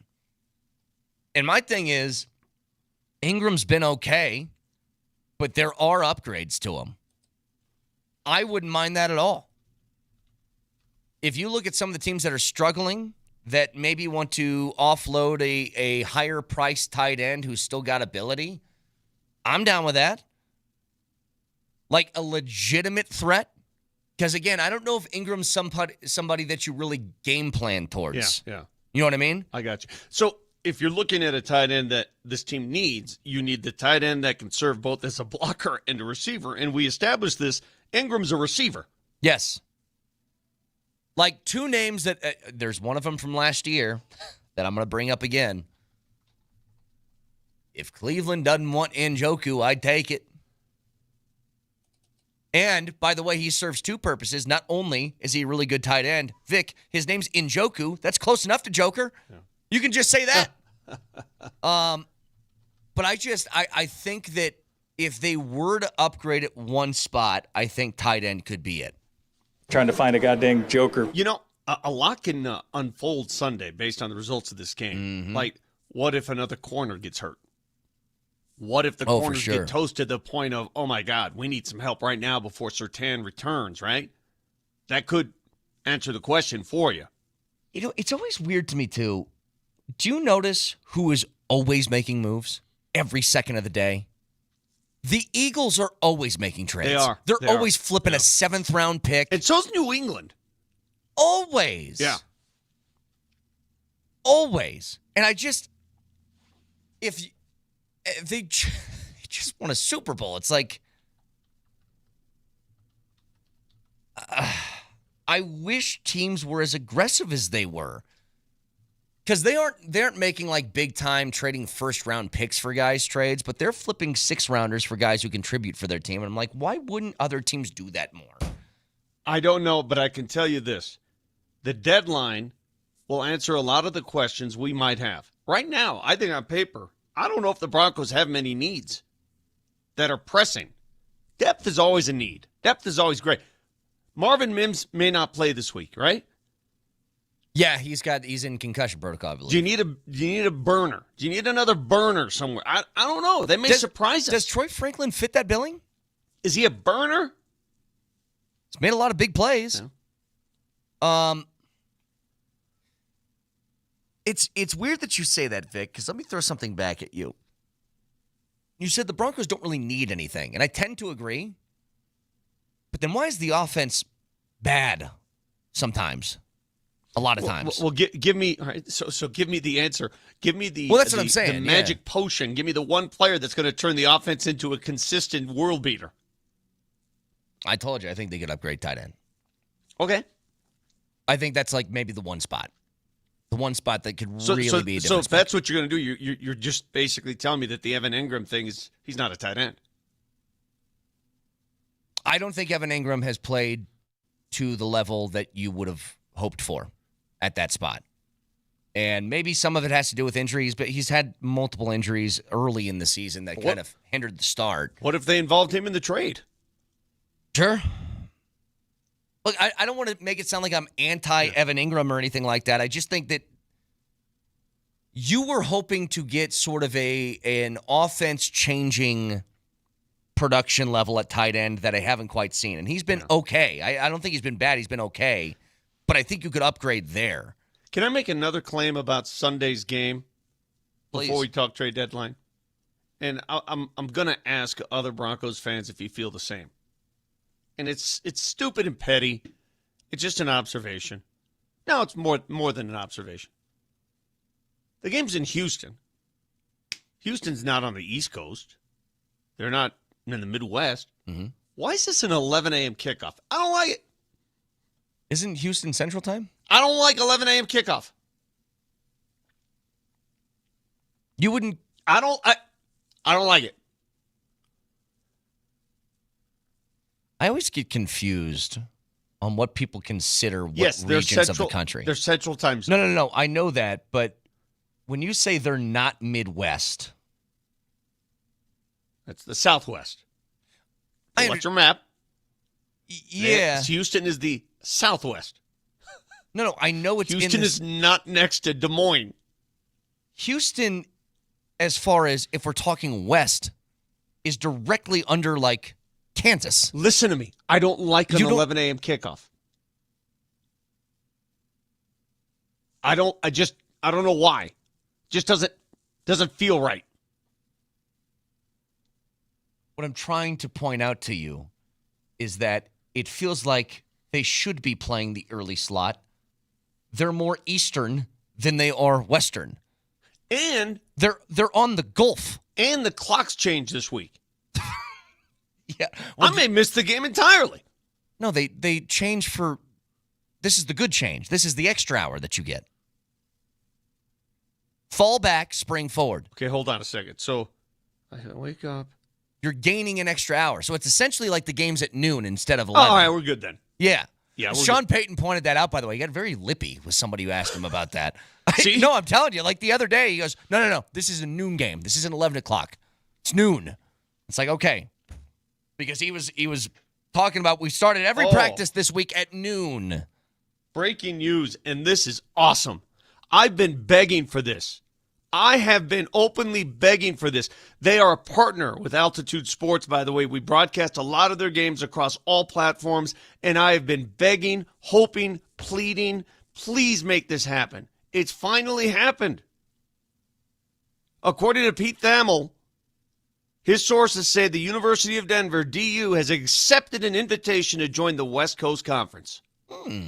That is so good. I can't tell you that's so good. They get the hell out of that stupid Summit League. Summit League is a waste of time.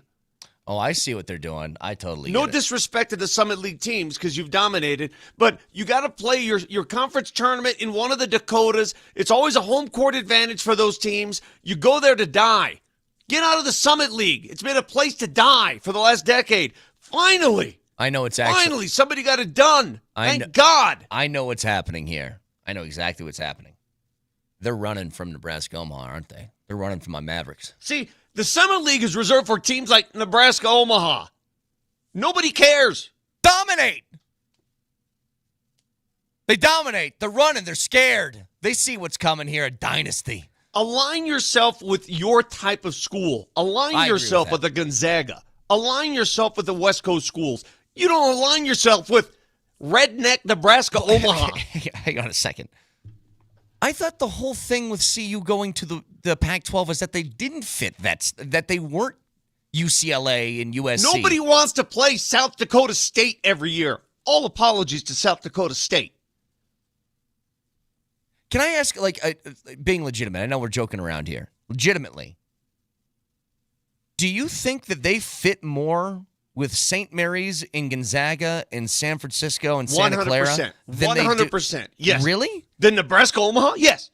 DU, the school DU, is more of a fit with the West Coast school you just mentioned than it is, name the Summit League schools. I can't even name them. Again, no disrespect, Oral Roberts.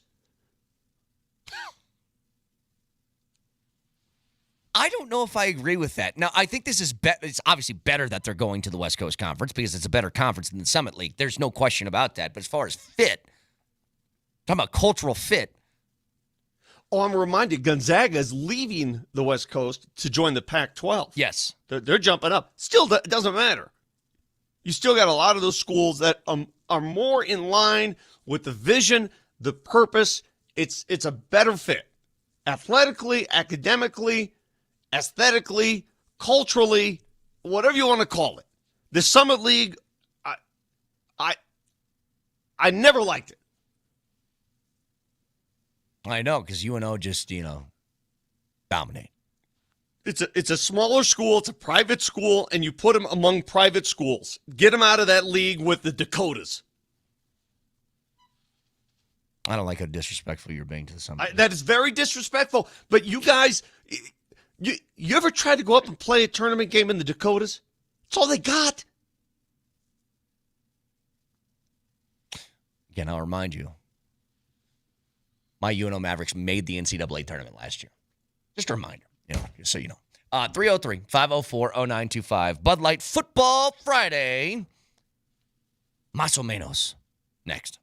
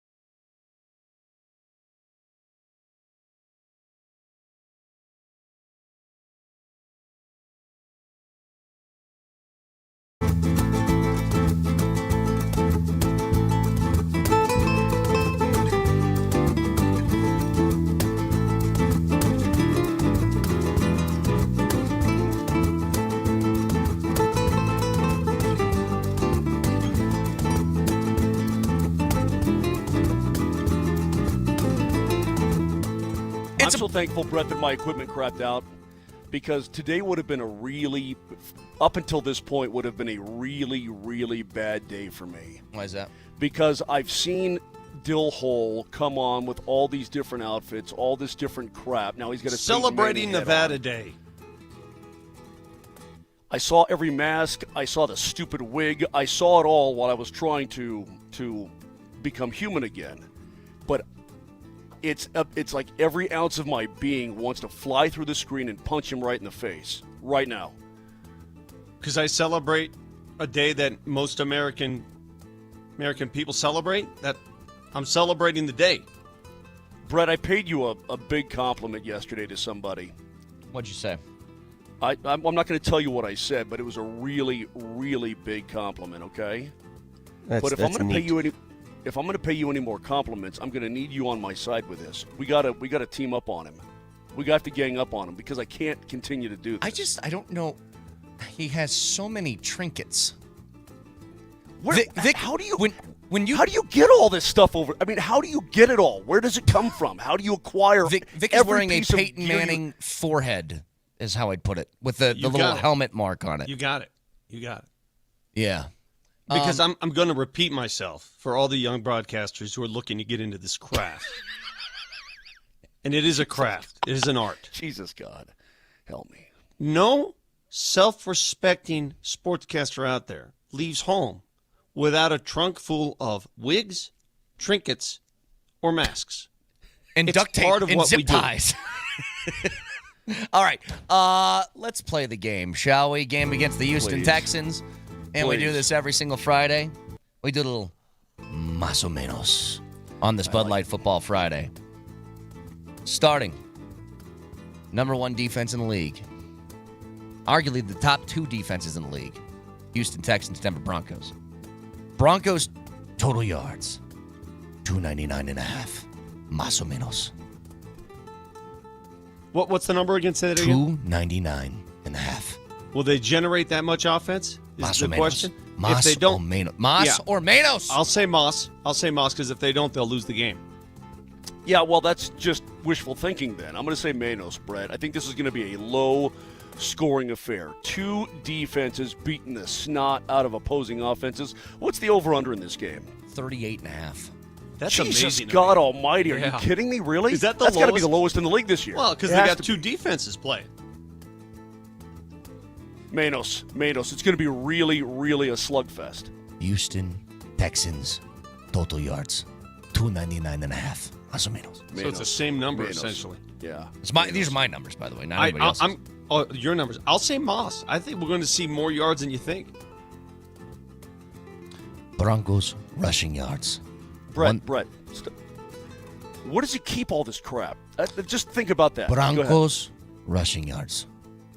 109. Keep all that stuff in your mouth. 109.5. Más o menos.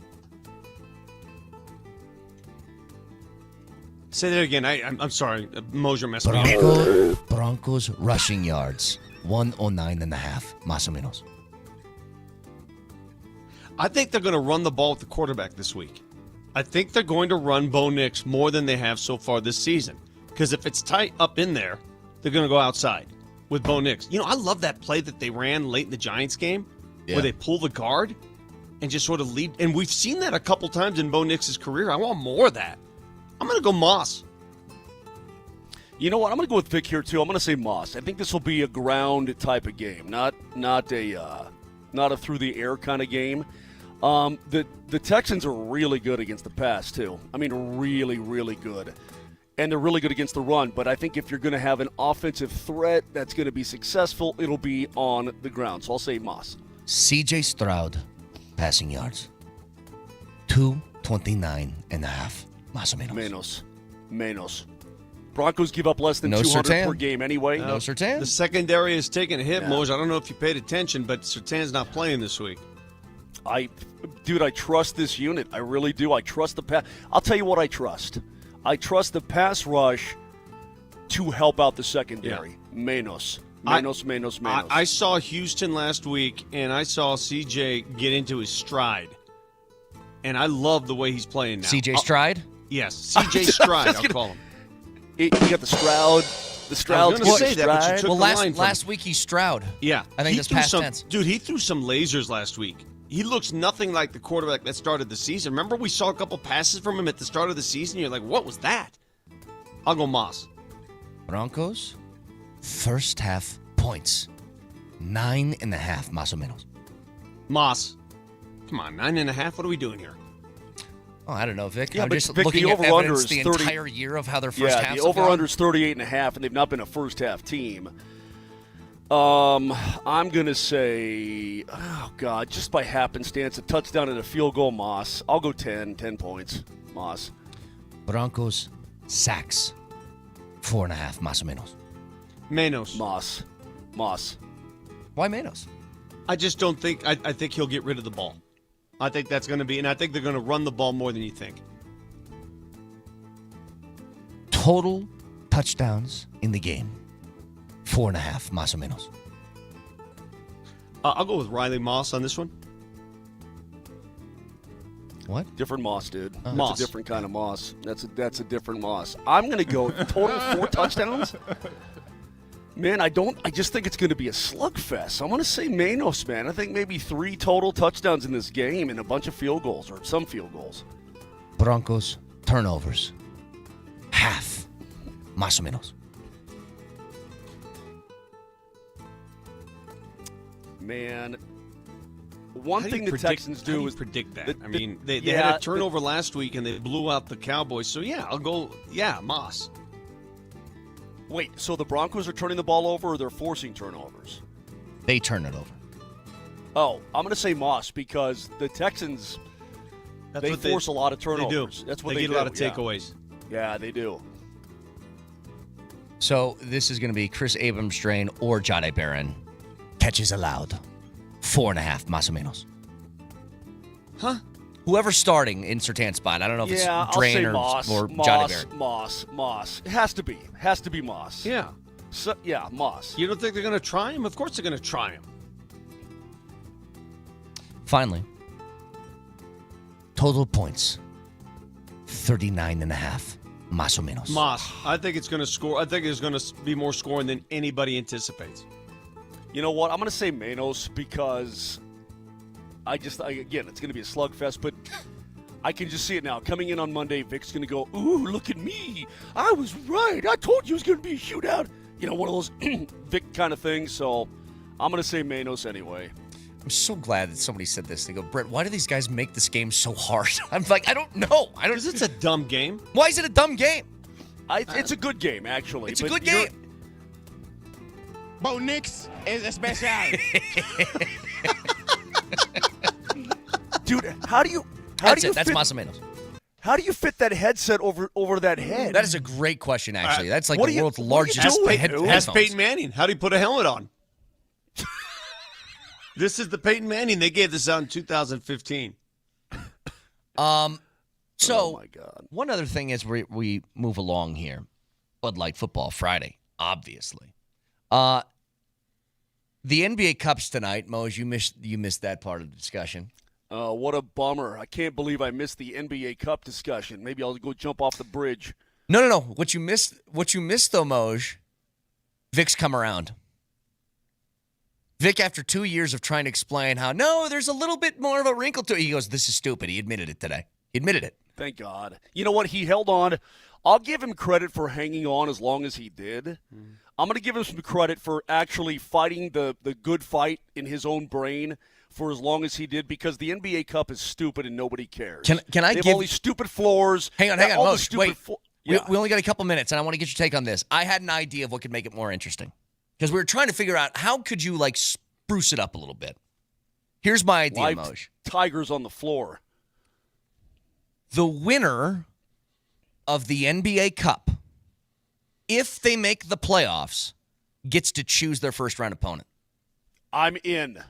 Absolutely. It's a good idea, in. right? It's a hell of a, that's a great idea. I'm proud of you. That's a great idea. You know what? Because I think, here's the thing.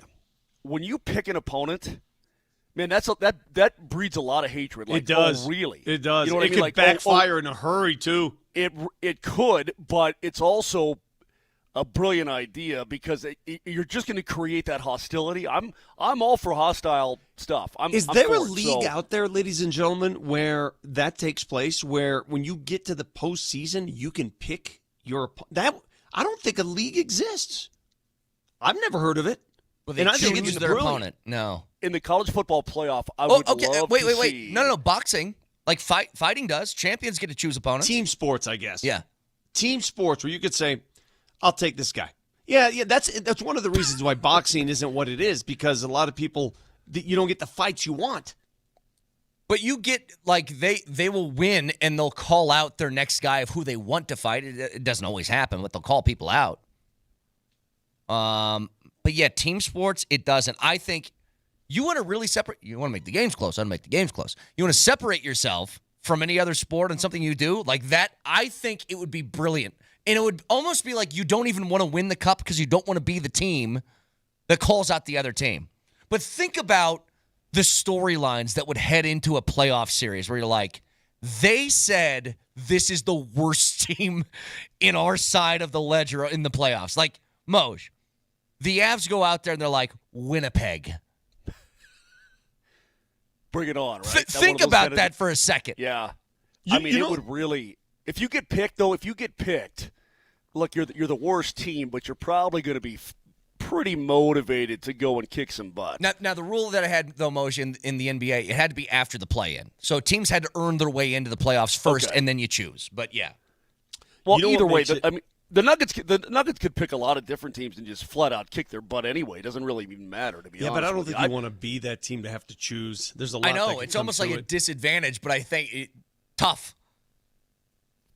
Moj, what if I told you though the NBA Cup groups that the Nuggets are in the toughest group, the so-called group of death, when it comes to this NBA Cup? Oh no! Please don't lose in that group of death. What would ever happen to us?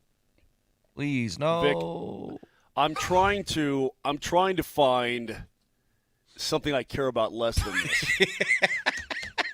in my life. I'm trying to find something in the sporting world. I mean, where I could care less. Maybe international cricket, maybe something like that. Maybe But Russian it's still a soccer game. league. The game still counts in the standings. It's not like a fake game. The only fake, what's ironic about this, the NBA Cup, the only fake game is the final game, the championship game of the NBA Cup, which does not count in the standings at all. Hey, this is true. Ryder Cup, you pick your matchups. Oh, good point. That's a team thing. You know what? That's what makes that so alluring. Yeah. Though. You're going to say, this guy owns this dude. You're right. Why do you think the Ryder Cup, to me, is the best event in golf? Well, you got the country thing going on. It's Yeah, but you know what? No, you know why? Because Vic is correct. It gets personal. That's what it gets. The Ryder Cup gets personal. Mm-hmm. And these guys all know each other. And you pick me. Oh, really? I'm telling you, leagues. It's okay. personal. Fine. The Ryder The Cup. NBA Cup picks all of the first round matchups. All right. You hit on something. You're actually a pretty brilliant mind. Thank you. If there's a league out there, in whatever sport you play, whatever performance you give us, you may be ignored largely by the public. You want to make a name for yourself? Institute that format into your postseason and see what happens. Hey, Avs faithful, here's your chance to win, your chance for unique holiday gifts if you come to Ball Arena this Sunday from 2 to 4 p.m. to purchase equipment from the Avs. The sale features game-used and team-issued sticks, gloves, helmets, skates, breezers, equipment bags, pucks, everything. And the prices start at $10. Proceeds benefit the Colorado Avalanche and Kroenke Sports Charities community programs in Colorado. So this is a ticketed event, but it's free. You just need to go on Ticketmaster and claim a ticket. It'll cost you no money, but you need a ticket to get into this. But you can just Google Colorado Avalanche equipment sale, and the link pops right up so you can get a ticket there and go get some of those unique holiday gifts from the Avs for that charity event Sunday from 2 to 4 at Ball Arena. Back after this.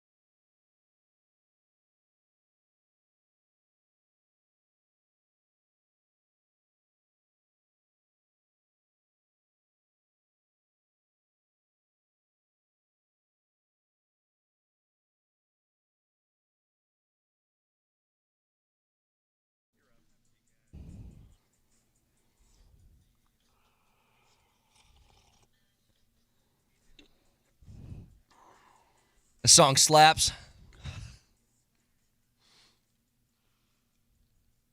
Don't make that face, Mosh. Who doesn't like good old Monster Mash? No, I like it. I don't like dude. I have a from now on, and I'm going to make this abundantly clear. Any Halloween we do a show, I'm not on. Why? Because if I have Vic. if I have to deal with this crap, if I have to deal with him with Kenny Chesney over here, I can't do it, dude. I'm sorry. Hey, by the way, do it. what's going on under Kenny Chesney's lid? What's he hiding from us? What has he got going on? I saw a 60 head, Minutes piece on him. It wasn't anything bad. It's kind of like Brett Michaels. It's like that little visor, those visors that have the hair attached to them. Whatever you got going on underneath that bandana, I know it ain't good. I know it. Okay, I know that you are hiding. What? When you're wearing a very obvious fake lid there, what do you want me to say? By the way, Jesse is here today. I said to get me a gift from England, and he got me this little can opener. Yeah, it's a bottle opener. Oh, whatever. Idiot. Home run. Trying to open That's cans cool. with this. It's the old London bus. That's kind of nice of him. Yeah, and he says, and it's got a magnet. And I go, oh, thanks, Jesse. I'll hang it on my refrigerator. Cost him $40. Probably. Bud Light Football Friday. Bud Light, the official beer sponsor of the Denver Broncos. Remember to enjoy responsibly. Going back to Marty. You're that guy. You know, Moser, you ever notice he's that guy? Like he goes somewhere, hey, get me something. Yeah. Why? Yeah, hey, where are you going? I'm going to Vegas. Hey, give me something. You're that get me something guy. I always want something. Hey, Vic, get me something from the Broncos game this weekend, please. You get me something from that? I just want something. Moj, get me something from Nevada Day. Please, get me something like Dude, that. I swear to the Lord above, it's just a fake thing. I don't even know what to say, man. It's fake. Well, you know it's fake because fake? Well, it's fake because the strip is running like it never missed, right? The strip never closes. The casinos never close. By the way, they're getting ready for the Formula One race here already. So the F1 race is in like 3 weeks, or it's the 20th, 22nd, whatever it is in November. But all the stands are up, all the streets are blocked off, all that kind of thing. So it seems really busy. Can I ask you a really dumb question about that F1 race before we get back to Marty Nachos? So it looks amazing, like the drone footage and stuff of where that track is with the strip there and all that. It looks really cool.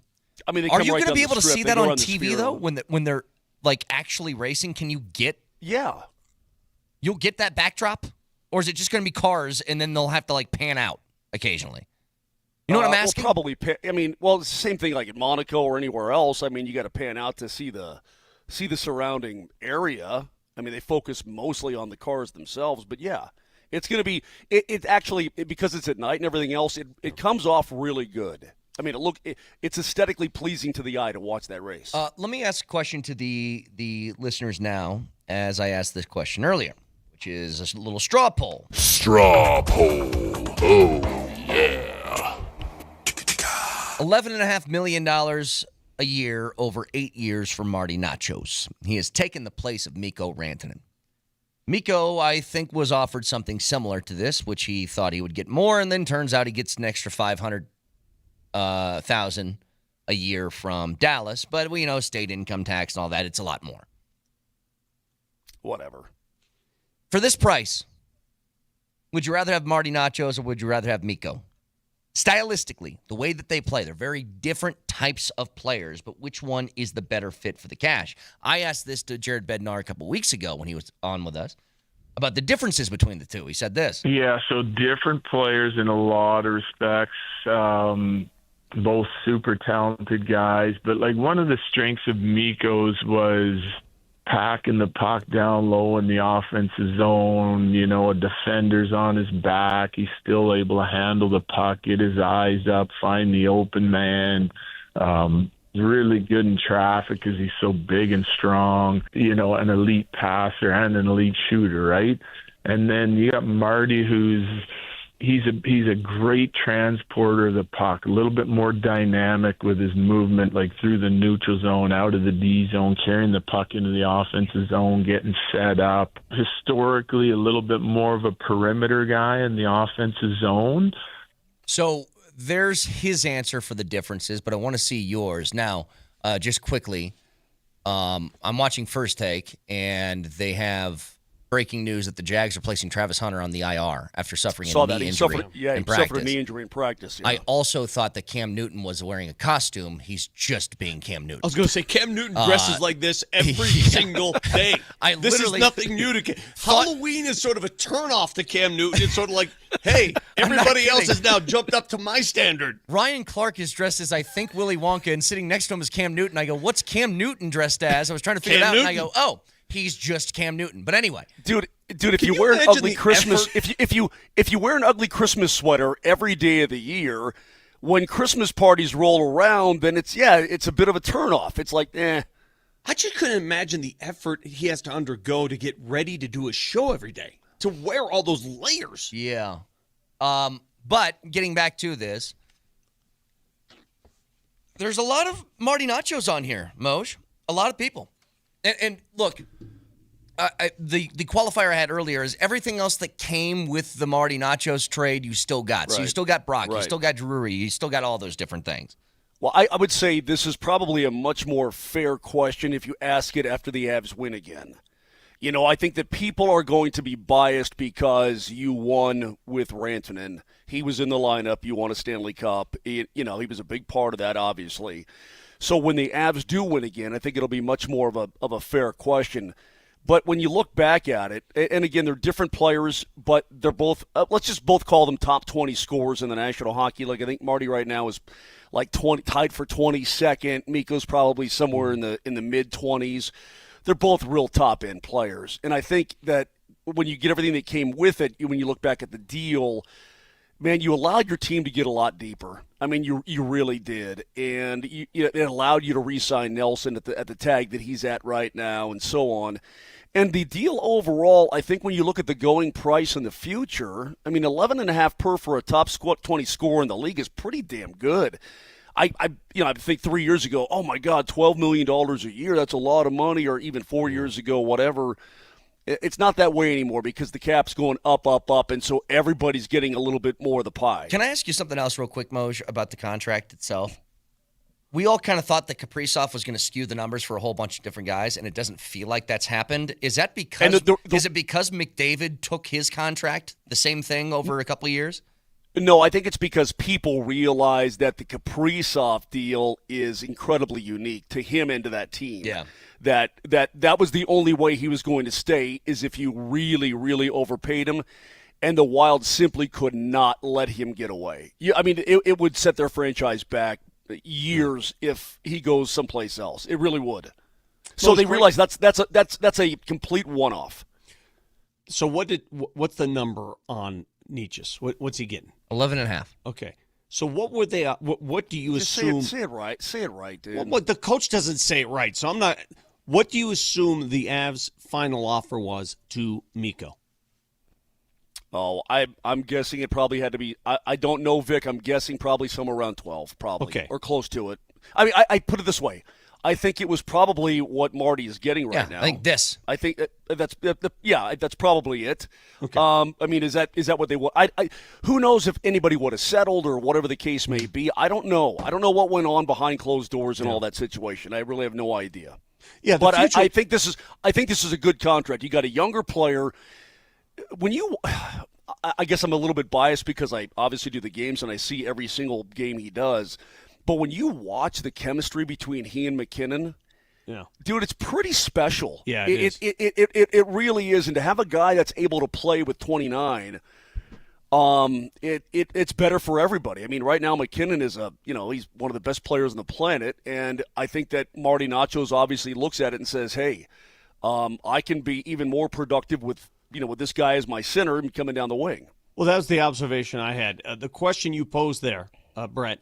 Who would you rather have? I would love to pose that question to McKinnon. Yeah. Like now that the contracts are settled, they both got 8-year deals. They're both around the same number.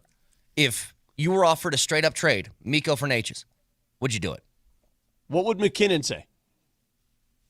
I'm I don't very know curious what to he'd say. hear it. I would love. He would never say it. He would never admit it. I would love to know it, though. But you got to keep in mind, too, though, that, I mean, they're friends, you know? I mean, that they played together for an awfully long time. They won together. So Yeah. I think that there's always going to be that lean to your personal buddy. I understand. But if you put truth serum in him and asked him, I mean, they're different players because, again, I think Coach laid it out correctly. Yeah. You know, Natchez is more of a dynamic puck lugging. You know, he's a better skater. He's faster. But he's more of a perimeter guy. You know, Rantanen would go to the front of the net. But now, as you watch, I'll tell you what's interesting though. You watch Natchez now, and you watch his game progress.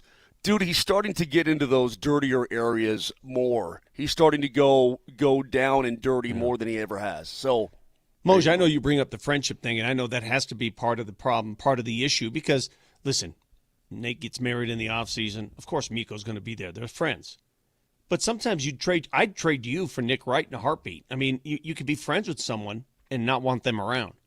You really want to look at that hair every single day? You really? That's what you want? I'm not.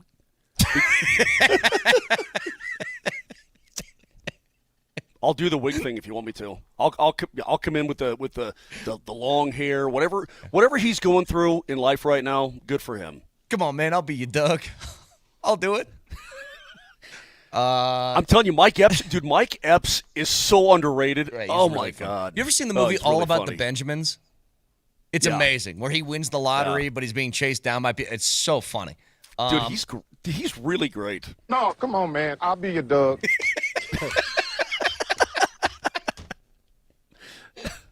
Bud Light Football Friday, and speaking of football, That whole I think back to that because you bring that movie up all the time. I think back to all the characters in that movie. The movie's brilliant. It was really well cast. I mean, with Cooper. I mean, dude, everybody in that movie, everybody was like the perfect casting. Really good. The next two movies were terrible, and they still made me Yeah. laugh. They still made me laugh. Galifianakis. But I mean, even Riggle, you know, as the cop and in the face. I mean, it's just brilliant. Hey, to celebrate this Nevada Day, do we have enough drunk takes to make it work in the final segment today? I'll dig down. I'll make it happen. What are you playing Because the role of Moser, Moser? well, Moser missed a show yesterday, and he's the bulk of our drunk takes. So It's true. It's true. Hey, Not lately, man. You've been saying some really stupid things. Stupid. One thing real quick. Do whatever it takes to win. It's the Johnson Auto Plaza keys to the game. Johnson Auto Plaza. Experience the power of the plaza, where they have the keys to performance and style with Ram, Jeep, Chevy, Buick, and GMC, and a huge selection of used all in one place. Johnson Auto Plaza. Here's Moser, Lombardi, and Kane. First, in just a few hours, on Nevada Day, the Avs taking on Vegas. 2 o'clock. You can hear it on AM 950. Moj. Well, here's the thing. I think you need to pound their goaltending. That's what I would do. I mean, I like the shot volume the other night. I'm not going to say, hey, you've got to, have multiple power play goals. But I think when the Avs, when they get that puck to the front of the net, so many good things happen. You know what I mean? Like they just absolutely pound. Schmid's playing great for them between the pipes, but he's got a goals against average over 2.5. I think it's like 2.7 something right around there. I'm guessing he's going to get the start today. But I would pound the front of the net. And I will say this. You've got to have special attention on Jack Eichel. He's off to a tremendous start this year. So have special attention on him. I would say every time he comes to the neutral zone, you need somebody on him, in his grill, on his bacon at all times, and you'll win the game. By the way, the Avs go into this game, they're actually favored in this game. By the way, and try your best and have fun. Vic, first game of the NBA Cup for the Nuggets tonight as they take on the Blazers on 92.5 at 8 o'clock. no matter what Mark Moser thinks, it's never easy to play the Portland Trail Blazers in Portland. It's always a tough game, no matter how bad the Portland Trail Blazers may be. And this year, they're pretty good. They're 3-2. They're 3-2, okay? That's not a bad team up there. It's young. It's up and coming. They have some talent. And Jamal Murray's questionable tonight with calf tightness, so we don't know if Jamal's going to go. My question for this game is, if Jamal doesn't go, who plays point guard? Who starts at point guard? Does it bring up a question, do they have enough depth at point guard? The game itself will, I think it stands upon who will play that position and who will play it well enough for the Nuggets to win. And what? Try your best and have fun. Yeah, that's true. Keys to the game. You don't want me to do the voice, do you? You don't want me to do it, right? Keys to the game, powered by wait, Johnson. No, don't give me the keys to the game until I ask him a question. So you mean to tell me that you think it's a guarantee that the Nuggets beat the Portland Trailblazers? That you're going to mock me for saying it's a tough game? Is that what's going to come out of your mouth? That's what I'm saying, yeah. So do you want to put something on the line? I never root against the Nuggets, but I'm so tired of your dumb arrogance when it comes to these games. Right. What do you want to put on the line? Well, you tell me what you want because I want your cowboy hat. Okay, I'll put my cowboy hat online. Cowboy hat, right here. I don't want the Nuggets to lose. So you're making me do something I don't want to do. But your arrogance when it comes to this stuff, if you don't realize that Portland is a legit threat in Portland on a night where Jamal may not play, I don't know what to tell you. Hey, sorry, my phone's ringing. Are you guys really betting on a Portland Trailblazers game? I think the FBI is calling me right now. Yeah. Hey, Cash, it's a joke. Cash, we're just joking, man. And you can bet on that.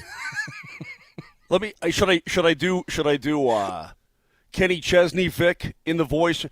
It's the NBA. Hell, everybody, we don't even give a damn. We didn't make fun of them enough, by the way. The FBI. It's the NBA. We and I'm not. I'm gonna be careful here. I don't want to make fun of the FBI too much.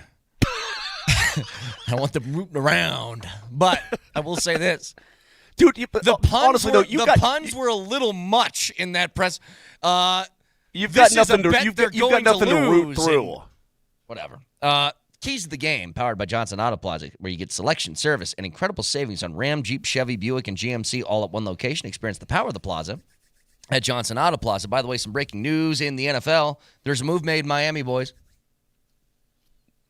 They did it? Their GM is leaving. Wow. So really? Yes. They call that a mutual agreement. I yeah, love when I hear the mutual parting of ways. Well, it's probably one of these. Hey, you're the owner gave two of the money, and I'm the fall guy. Do you think they walked in there and they said, "You're going to quit? You're going to quit?" Okay, no question. But Mike McDaniel still around for the moment. When we come back, everybody's Vic, new I favorite think the Nuggets game. are going to kick their ass tonight. Yes. I hope you're right. I hope you're right. I really do. Your snobbery when it comes to road games in this league. I'm sorry for believing in my team. You guys both shut up. I'm sorry. My bad. Lay it down next. But my message to the defendants who've been rounded up today is this. Your winning streak has ended. Your luck has run out. Violating the law is a losing proposition, and you can bet on that.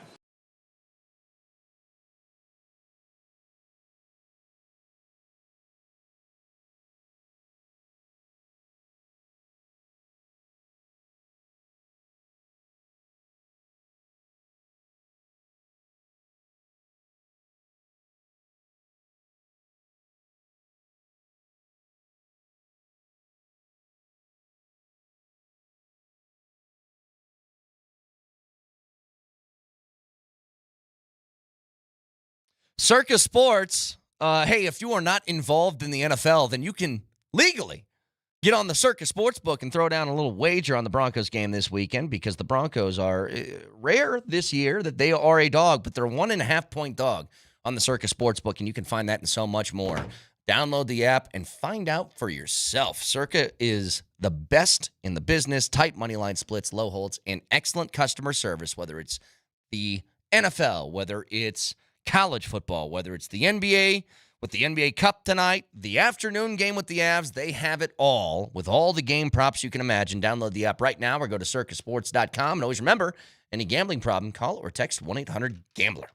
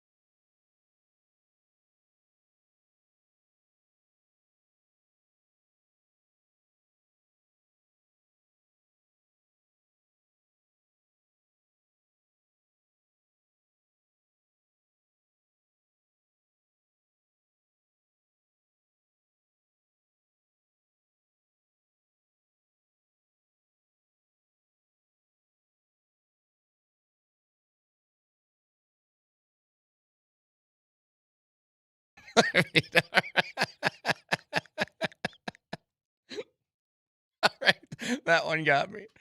Big turn on his camera. He's got like a Queen Elizabeth hat with. Looks like a Kentucky Derby hat. With bleach blonde, long hair. I like it. I think that one's funny. That one got me to giggles. I have so many questions about this because I don't even know where you find that. I mean, how do you acquire something like that? Where do you get it? How does it show up in your house? Big stupid look on your face too when you turn your camera on. I just love it. I have a bountiful treasure chest, my friend. Bountiful. Dude, where do you see that, Brett? I have just so many damn questions. Like, where would you store all this stuff? Like, is that just like on a shelf in the closet? Like, let me get my big, Kentucky Derby hat with the blonde hair and just put it up there. Where do you store all your 80s concert shirts? All right, both of you guys shut up. It's time for America's new favorite segment. Let's do it. Go ahead, Nelly.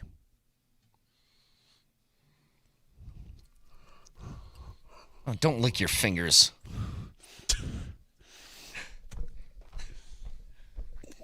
All right, Moj, lay it down. Get us started. I am so ready, dudes. What did we do? We went 6-1 combined last week? We certainly did. By the way, my wife helped me out with this today, so I got to give her full credit. All right, so here's the thing. You're in Vegas. Maybe you're down in your luck. And you gotta go sell some plasma. Okay? You gotta sell some plasma to get some change. Now, once you've sold the plasma, here's what you do. You take that bread, however much it may be, and you say, you know what? The Tennessee Volunteers, man, they're a pretty damn good football team. They're second in the country, averaging 45.6 points per game. Their quarterback, Joey Aguiar, do you know how good he is, Brett? Pretty good. He's pretty good. He's got 18 touchdowns already this season, which is impressive. They're laying 3 at home against Oklahoma, if you can believe that. Man, I'm telling you, Rocky Top is going to roll this week. So you take your plasma money, you take whatever's left in your bloodstream, whatever it may be, you walk up to the window here at the casino. Yeah. And you take that bread and you say, you know what, the Tennessee Volunteers -3 at home against Oklahoma, you know what I'm going to do? Yeah.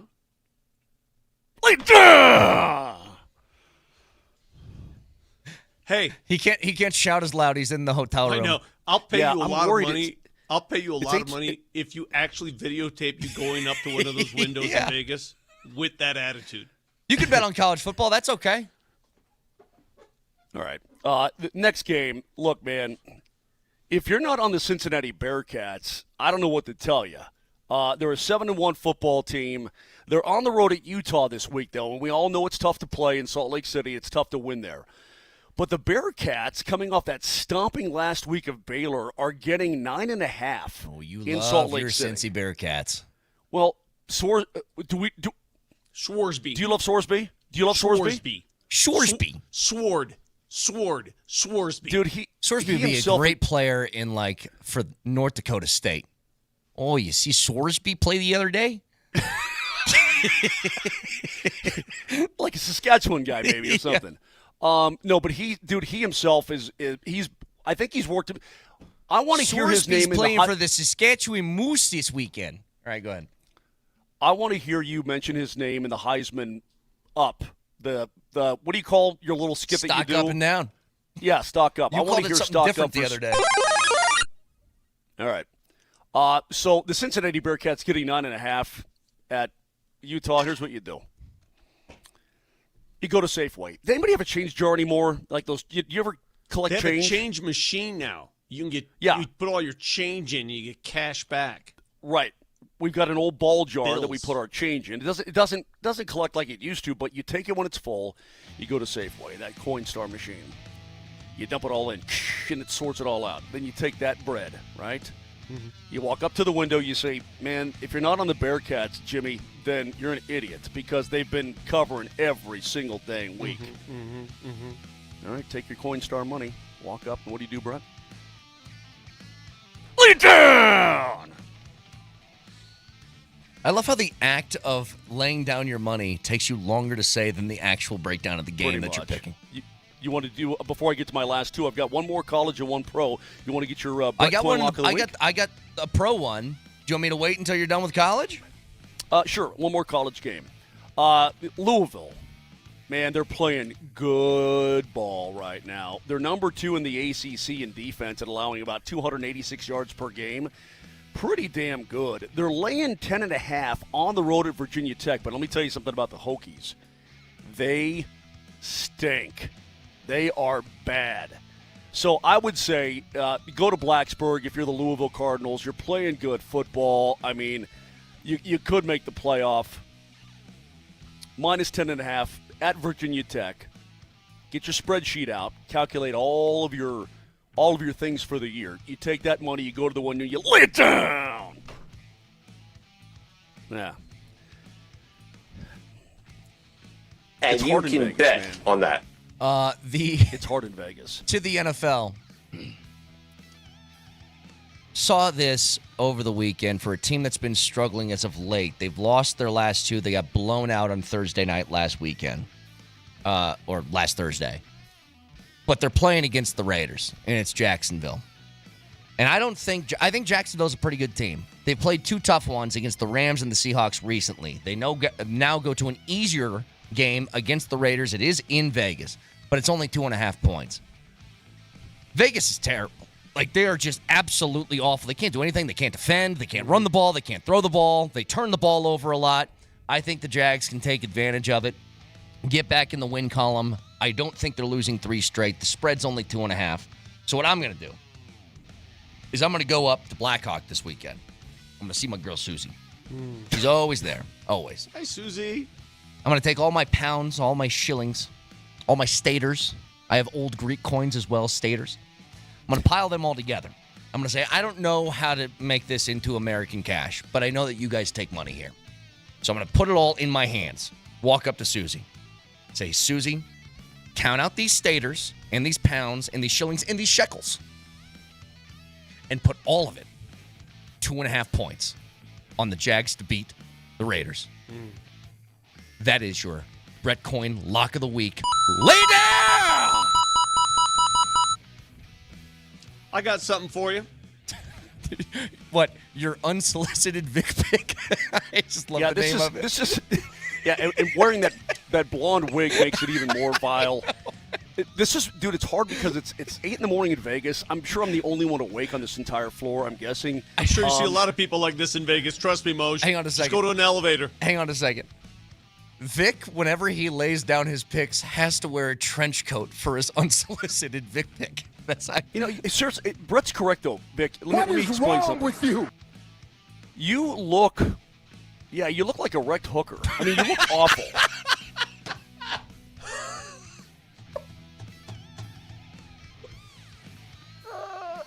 You would know. Anyway, I'm looking at this line, and I'm wondering, what does Vegas know that I don't? You're in Vegas, Moj. You got to ask them. You got the red-hot Colts, currently the best team in the AFC, going on the road to Pittsburgh.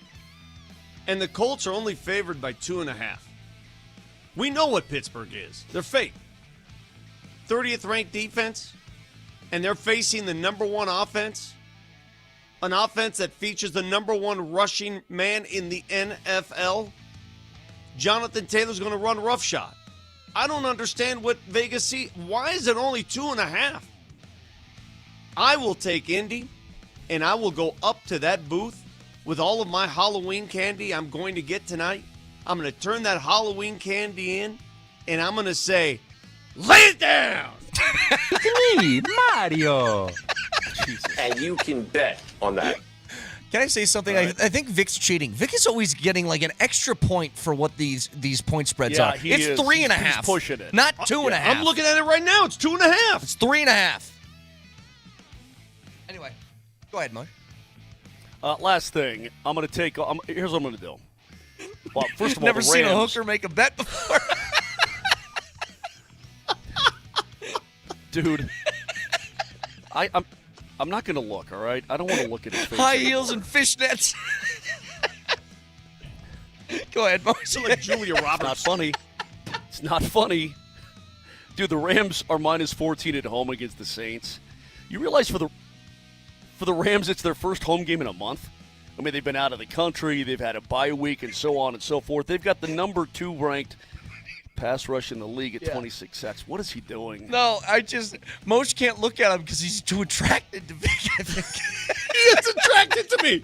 He's attracted to me. That's what it is. That's what it is. It brings back memories. I would just love to poke the bear a little bit. Dude, it was Matt that last Stafford trip to Vegas. Try to be serious here. Matt Stafford is a stud. I think he should be an MVP candidate, personally. The Saints' O-line stinks. The Rams have 26 sacks on the year. They're going to get to the rookie who's making his first career start, Tyler Shook. The Rams are going to kill the Saints. Just take everything, sell all of Vic's wigs, all of his trinkets, all of his crap, however much you can get for it at the flea market, whatever it may be. Take all that money, go to the window on the Rams, minus 14, and lay it down. Can I also say something that the hooker pointed out earlier? Did Vic call Jonathan Taylor a rushing man? Is that what he said? Did you really say like that? the pass guy? The pass guy, the pass throwing guy. What, you called him a rushing man? I don't know why. Instead of saying the number 1 rusher, I said the number 1 rush man. I swear to God. This is my favorite segment ever. Like my favorite. There's always something that happens during this. All right. It's a Bud Light Football Friday. We got drunk takes coming your way next.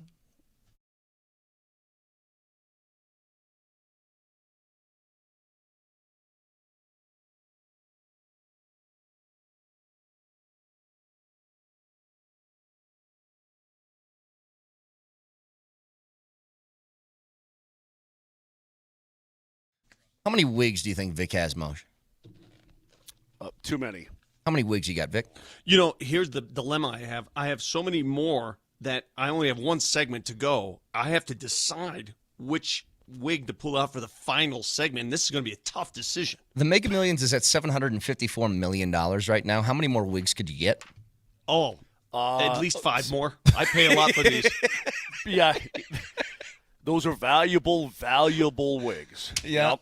At least 5 more. If you would like to add 5 wigs to your collection by winning $754 million in the Mega Millions, well, the drawings are every Tuesday and Friday. You pick 6 numbers or $5 a ticket. You could choose your lucky numbers, or you could have a quick pick, much like a Vic pick.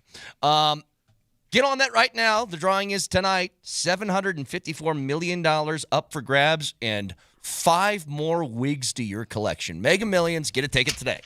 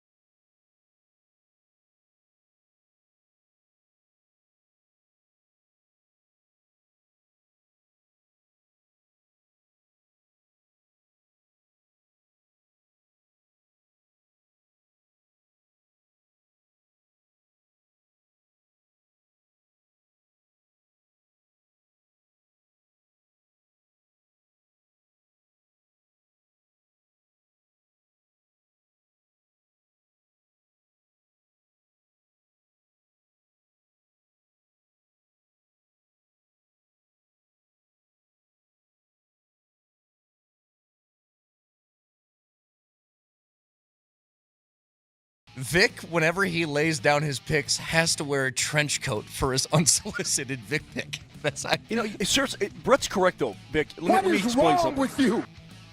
You look like a wrecked hooker. I mean, you look awful. You would know. And they're facing the number one offense, an offense that features the number one rushing man in the NFL. Good Lord. Jonathan Taylor's going to run roughshod. Rushing man. Unreal. It's a Bud Light Football Friday. Bud Light, Bud Light, the official beer sponsor of the Denver Broncos. Remember to enjoy responsibly. Drunk takes in a little bit. Now Vic looks like everybody's aunt. Mrs. Velociraptor. He's Mrs. Velociraptor right now. You know, I walked in and I said, Terry, give me your craziest reading glasses. And she goes, what are you doing? Halloween's for 12-year-olds. Are you 12? I go, yeah. If you guys are just listening today and not watching on Twitch or on YouTube or on Altitude Television, Vic has had a different get-up every single segment. I'm going to do this tonight. I'm going to continue this into our pregame show for Nuggets Blazers because I have so many more to choose from. Yeah, you look like a wrecked hooker.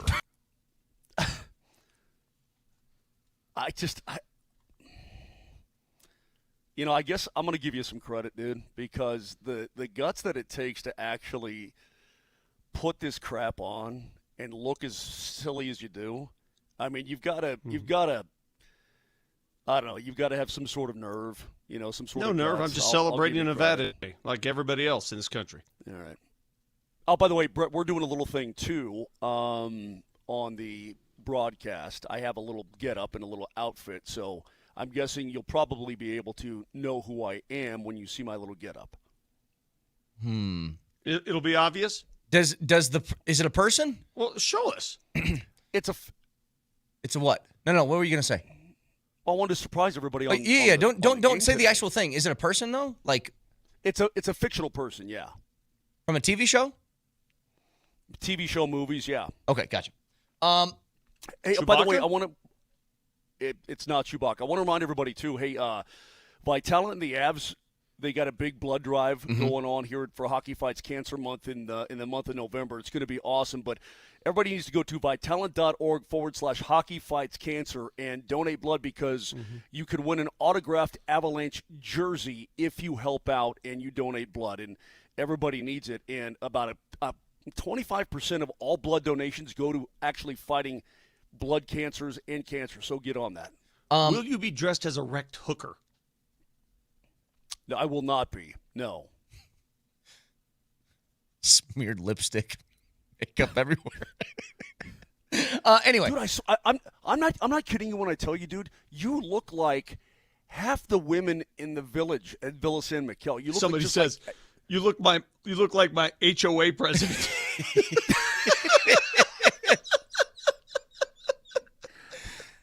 You know what? That graph is getting a little bit long in that yard. It's getting a little weeds. I'm going to charge you $8,000. And a little injury report for you guys. Nate Atkins, Marvin Mims, and obviously Pat Surtain all did not practice yesterday, so that doesn't look good for any of them heading into the weekend. Limited was P.J. Locke with a neck injury, it says, and Alex Forsythe was also limited, which he's got something pop up with his ankle. And then Greenlaw was a full practice the last couple of days, so he should be good to go off that suspension. So that is the injury report and the injury update that's brought to you by Ramos Law, the official injury law firm partner of the Denver Broncos. We'll get to drunk takes in just a second. But again, 2 o'clock today is the Avs game, and it will be on AM 950. My wife also made a good suggestion. She had bought a Mikko Rantanen jersey. Bought. Is that even a word, bought? She bought a Mikko Rantanen jersey. She's had it for a long time. Obviously can't wear it anymore. She would say, get whatever cash you can for that, all you Avs fans out there, and then you go take that and you lay it down. Whatever you can get for it. Hey, just an update. That shirt I was wearing yesterday featuring the I want to get a Natchez, though. 8 years, might want to get a Natchez. That shirt I was wearing featuring the Nuggets starting 5, and I said I might have a couple available for giveaways on the show. I've just been informed they may have sold out on the first night. If they get more, I will get more for the show. And one for me. Yeah, no, to give away on the show. Yeah, pick me something up there. I want something. I want something. Drunk takes here in a couple of minutes. So, Avs at 2 o'clock, we have the Nuggets game 1 of the NBA Cup as they take on Portland at 8 o'clock tonight. But for the weekend, I think the Broncos win this game against the Texans, by the way.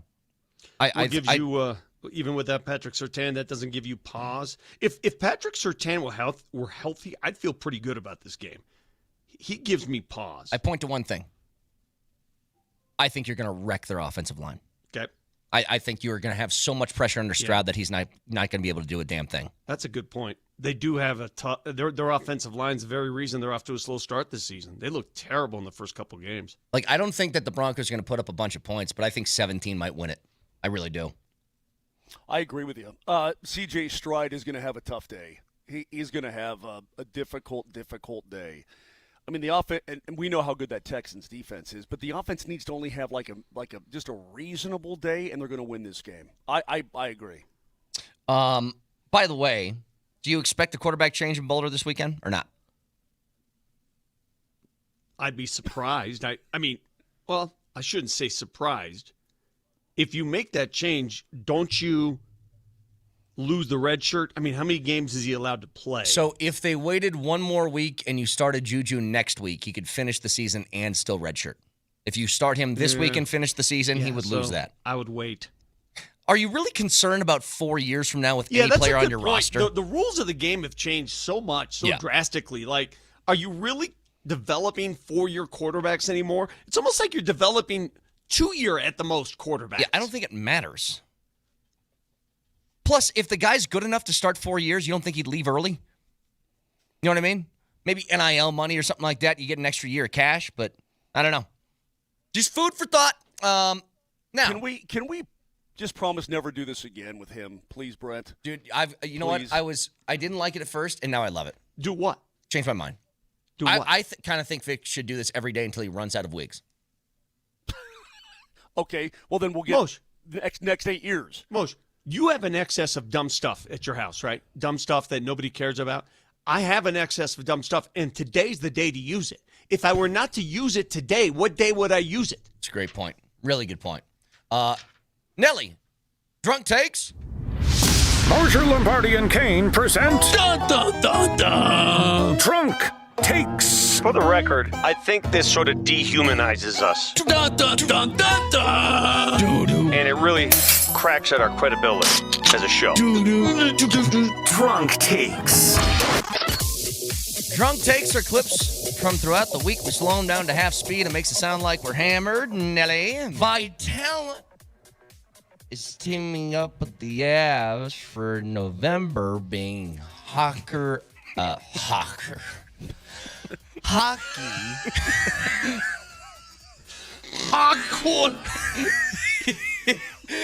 Hockey fights cancer month. Should be a really good Hawker game today at 2 o'clock. Avs in Vegas, 9 on AM 950. What's next? You know what? They haven't been very good, man, and the big fella just gets off. Dude, can I he's say had a lot. Milwaukee's been good, and they get off. He gets off on Milwaukee. You guys got to stop saying that, by the way. You really got to. You got to find another thing. What's next? Blow a team out. You're like overhyped homecoming queen. What does that mean? I don't know. What was that poll? I don't know. Listen to me. You're like an orangutan with peanut butter.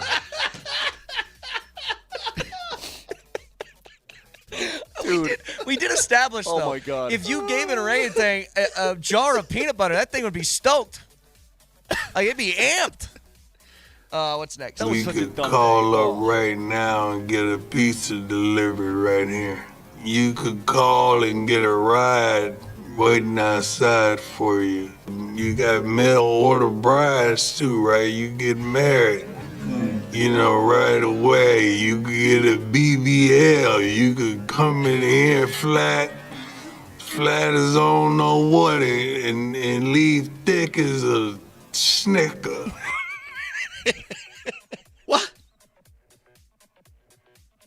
Well, Vic, let me tell you what a BBL is. It's Brazilian butt lift. And Thick as a Snicker. I swear to God, I didn't know what that meant. I'm trying to do all the words. I know that you get to you go to LA a lot for Nuggets games. Is it an obligation if you live in LA that you need to have a BBL? Oh, I've seen them, but I didn't know what that stood for. I think you can spot the tourists if their butts are flat. Actually, Pretty now that I much. think about it. What's next? They're 10 clear of the next closest team, who is Houston. Detroit? Mary had a little clam. Yes, Mary had a little. Yes. I'm sure she did. My poor sweet Mary. I didn't even hear Mose drop the. I'm sure she did. Oh, God. Mary had a little clam. Yes, Mary had a little. Yes. I'm sure she did. By the way, what made you say I told you I had the words Cleveland and Rams jumbled up, and I wanted to say Rams and Cleveland, and I said clam. Dude, and he did it in the form of a question. It was like a question. All right. Nelly, one more time. It was a question. Detroit? Mary had a little clam. I'm sure she did. Talk to you on Monday. Love you. See ya. It's a talking show. Things pop in my head. I say them. Somebody did mention earlier, don't talk with your mouth full when I was eating bread. I want to remind you people. He said bread, by the way.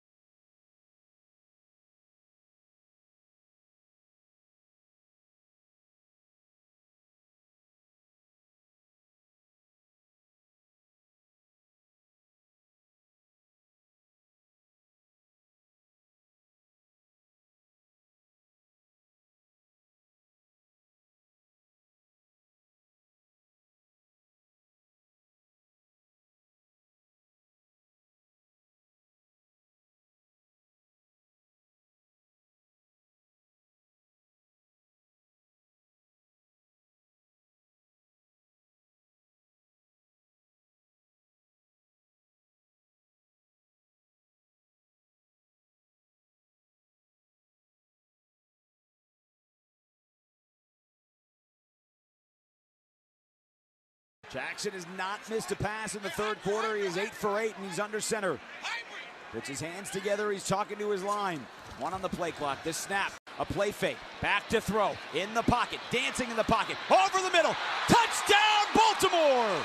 Rashad Bateman in the back of the end zone. It's the 4th touchdown of the game for Lamar Jackson. Oh, the Dolphins got rolled last night. Baltimore smacks Miami. There was more Ravens fans in Miami than there were Miami fans in Miami. And Tua decided to point that out in the post-game show. And then the Dolphins fired their GM this morning. But they're like, Mike McDaniel, you're cool for the rest of the season, but the GM, you got to go. Did you hear about the amount of that were tallied at Mike McDaniel's post-game press conference? No, what was it? How it was many? 179 No. Oh, no. And I like Mike, right? Everybody likes Mike. We all like Mike. He seemed like, but man, Miami has beat that dude down. What Miami, I think, needs to do as a franchise is they need to hire Louisiana Governor Jeff Landry to oversee all operations. No. Because they got to blow that thing up, man. No, they are disturbingly bad. And Mike McDaniel, dude, you are unfit to be a head football coach at any level. It was so any level. It was bad. He's not a leader, man. He is not a leader. I get it. He gives off so many vibes of just softness. I know. And former player after former player have been calling him out for just his body language and just how he is on the side. And I love him. You knew, I was a fan. I love his scheme stuff. But dude, you got to lead at some point. And guess what, man? In football, I know Mike McDaniel, you're like 32 years old. I know he's a little older than that. But at sometimes in your career, there's going to be really bad adversity. And guess what? You got to grow the frick up. All right.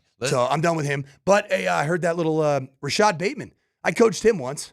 Did you? University of Minnesota. He was a receiver for us. Oh.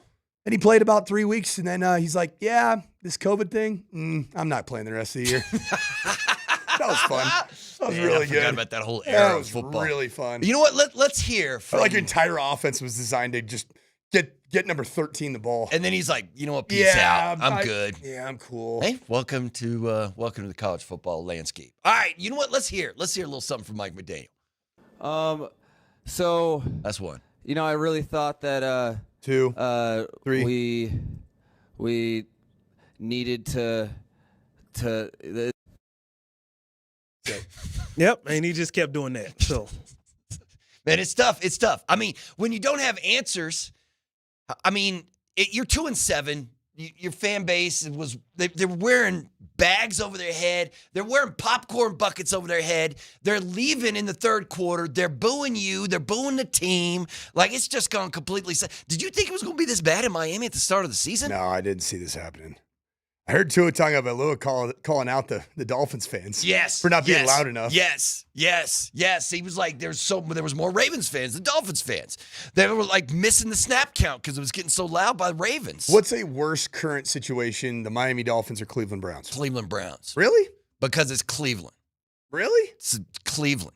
Let me say this. It's ownership in Cleveland, right? It could be ownership in Miami too, but at least the Dolphins... you know what? Let's ask the Sean Mazda text line. One price, one person, 1 hour. 303-504-0925 text line. You tell me what's a worse situation in the NFL right now, the Miami Dolphins or the Cleveland Browns? Miami does have a quarterback problem, but that's because you're paying Tua $250 million, and that might not be sustainable with the way he's playing football right now. And Cleveland's problem is also at the quarterback position, but it's also ownership, and where you're paying a dude a guaranteed. How much did they guarantee Deshaun? Was it just $200 million straight up? I think it was 230. 230? Yeah, it's Cleveland, right? It's Cleveland. How close is he to returning to play? Allegedly, he was going to try to make it back for the end of this season, right? But, at this point, is Deshaun ever going to play football again? Because why wouldn't he could just walk away and take that $230 million and go away? Could you imagine just the massages for life? Yeah, can you imagine how healthy his tissues are right now? You're right. He's the most relaxed man in America right now. All this time, and he has gotten right. He's been on that get right plan for years now. KJ put a list of Miami's best players here. just to be like, hey, man, now that Miami is firing their GM and is probably going to fire McDaniel at the end of this season, and they're just a complete garbage fire, why don't you go and steal one of their best players? Can you go trade for one of their best players? But let me ask you this. Do you think the 6-2 Denver Broncos need to make a trade at all right now? Even if it's for a Jalen Waddle or somebody like that. Would you recommend that the Broncos do that? Or are you okay with where they're at right I am now? okay with where they are at. And with Marvin Mims Jr., Troy Franklin, Patrick Bryant, growth and development and ascension that's happening before our eyes. Mm-hmm. All you do by signing a Jalen Waddle or signing, I mean, I would say there's a couple candidates that do exist out there, but are they really a long-term solution for Bo Nix and the Broncos? I guess probably not. I guess the only... I just don't want to hamper the development of those aforementioned players. But if you talk about, remember the guy we talked about earlier in the week, in TJ Hawkinson.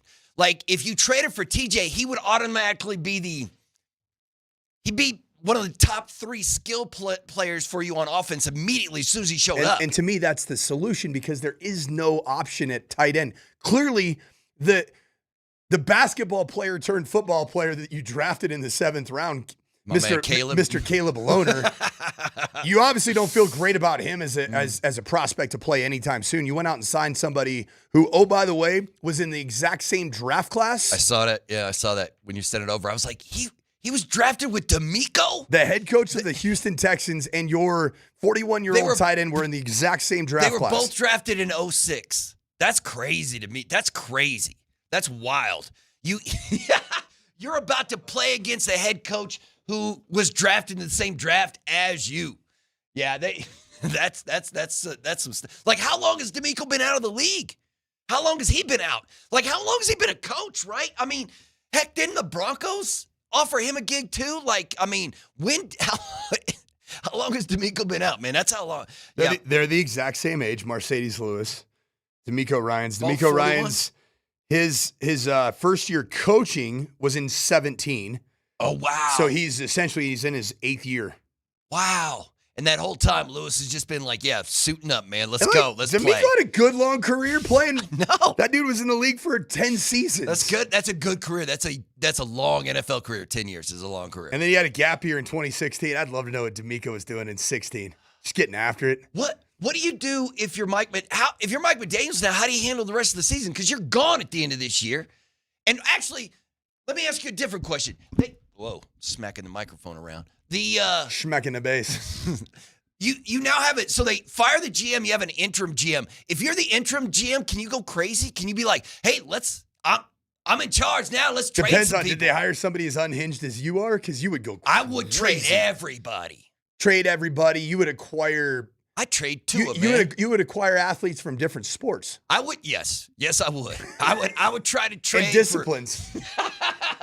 Chuck Liddell, you want to play linebacker for me? That's exactly what I would do. Exactly what I would do. So here's D'Amico Ryans talking about Mercedes Lewis in this signing for the Denver Broncos. Signed by the Broncos. Oh, congrats, Mercedes. It's still rolling, buddy. Do you have any relationship with him? Just going against Mercedes a lot of times, and him being in the division down in Jacksonville, so seeing him a lot. Man, he's still going. That's impressive, right? To be 41 years old, still rolling. That's impressive for him, but he's done a good job. I think, when you see Mercedes, I would say the thing about him is how he shifted his career. He started as a pass-catching tight end, very versatile in the passing game. Then as the years went on, he kind of shifted his mentality to be more of a wide, on-the-ball, blocking tight end, very strong guy at the point of attack. And I can see, why they signed him for that role to really do a great job of blocking the edge. I don't think he's game planning for Lewis, but he at least knows what he's all about, right? He knows what's up. He's morphed himself into a functional jumbo tight end, meaning like an offensive lineman that plays the position, like Alex Palczewski reporting is eligible, number 63. Yay! Now it's just Mercedes. Is he wearing what jersey number is he in? 84? I don't know. What is it? That's a good question. I have no idea what jersey is. Although, let me see if it's on my sheet here. Probably not, though. Yeah, I have no idea what number he's suiting up as. He was 84 as a Bear, 89 as a Packer. I think he's 84. Based off what I'm seeing, they're saying Lewis is going to be 89. Ooh, okay. All right. Well, I mean, does he see the field at all against the Houston Texans? I mean, this, like, once again, he's not going to be the linchpin of the Denver Broncos game plan this weekend. But I'm just wondering if he's just out there as an emergency, or just as like, if something goes really wrong. I don't think so. Yeah. It's just kind of like Adam Troutman's healthy. Yes, he's your your blocking. But they have no. Yeah, they're on the injury report, the Ramos Law injury report. What I think ends up happening is Adam Prentice is going to be made active because of the absence of Nate Adkins. So you have more of a traditional fullback, because Adkins was functioning as a fullback in 12 personnel as the second tight end. And that's a big loss. Nate Adkins is a bigger loss to me than Lucas Kroll. And then Lucas Kroll is your receiving tight end Mims? light. So where is Mims is a DMP yesterday? Yeah, He's still got a out. clear concussion protocol, right? Yeah. So you have.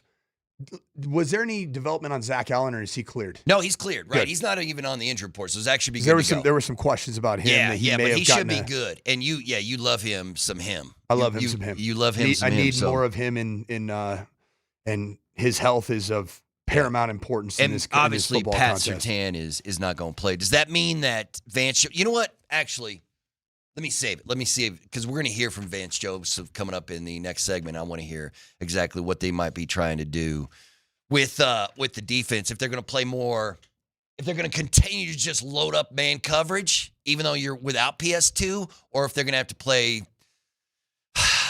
a more of a zone scheme. But we'll find out from VJ coming up. It is a Bud Light Football Friday. Bud Light, the official beer sponsor of the Denver Broncos. Remember to enjoy responsibly. We will hear from the defensive coordinator of the Denver Broncos next.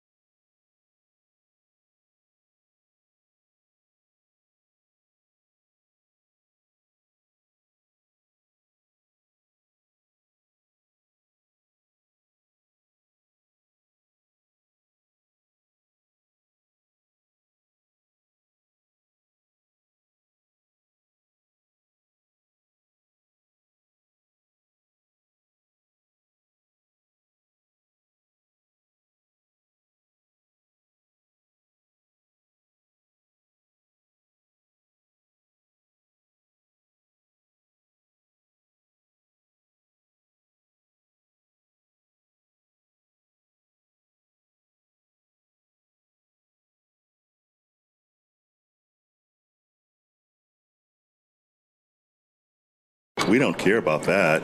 I think it's tough on them watching the tape, for the last 4 or 5 weeks and watching Pat out there versus not having Pat. Right? I think it's more pressure on those guys to kind of figure out, who's going to play there and who's playing where and, what are you doing without Pat? Versus for me, I don't care. I have a plan for the tight end, for Nico, if he plays or not. Again, it's system, and it fits all the players, Houston's and ours. That's Vance Joseph with a fairly interesting answer to a question yesterday. Welcome back to the Morning Sprint. It's a Bud Light Football Friday. We're coming to you live from the Backus and Shanker studios. Their passion is justice. We will have a special guest live in studio next segment, so stay tuned. But, Coach, what do you think about VJ? Because the question was, how hard is it to plan for a Texans offense in which you don't know what wide receivers might play because of the injury report? And VJ kind of flipped it and said he thinks it's harder for the Texans offense to game plan for his defense without PS2 because there is no film of the Broncos without Patrick. So, I mean, how do you feel about that? It's going to be intriguing because Vance Joseph at times when he's been, I'd call it back against the wall, be it because you're facing a once-in-a-generation talent like a Lamar Jackson. Yep. He has done some things that deviate from the standard operating procedure of heavy pressure, man coverage, some match principles in single high, cover 3. But when he's deviated, he's played zone. And that's going to be I think it's the $1 million question around this game.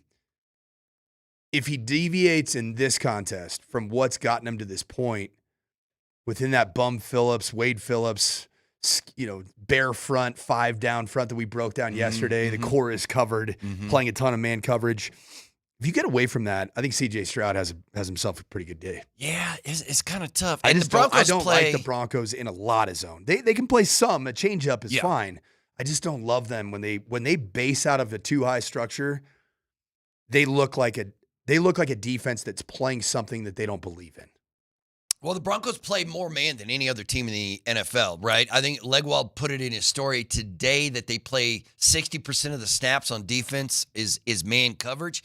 And the question is, can you still do that without Patrick Surtain? And the answer is yes, but are you going to be good enough to slow down C.J. Stroud if you play it like that? I mean, what would that all of a sudden does it flip and you're playing 60% zone instead of 60% man without Patrick? KJ Granderson already knows. I've already laid out the prescription for what may ail the Broncos defense in the absence of Patrick Surtain. And it's 3 simple words, man. Do you remember what I asked Vance Joseph and I pleaded with him to do in this contest on Sunday?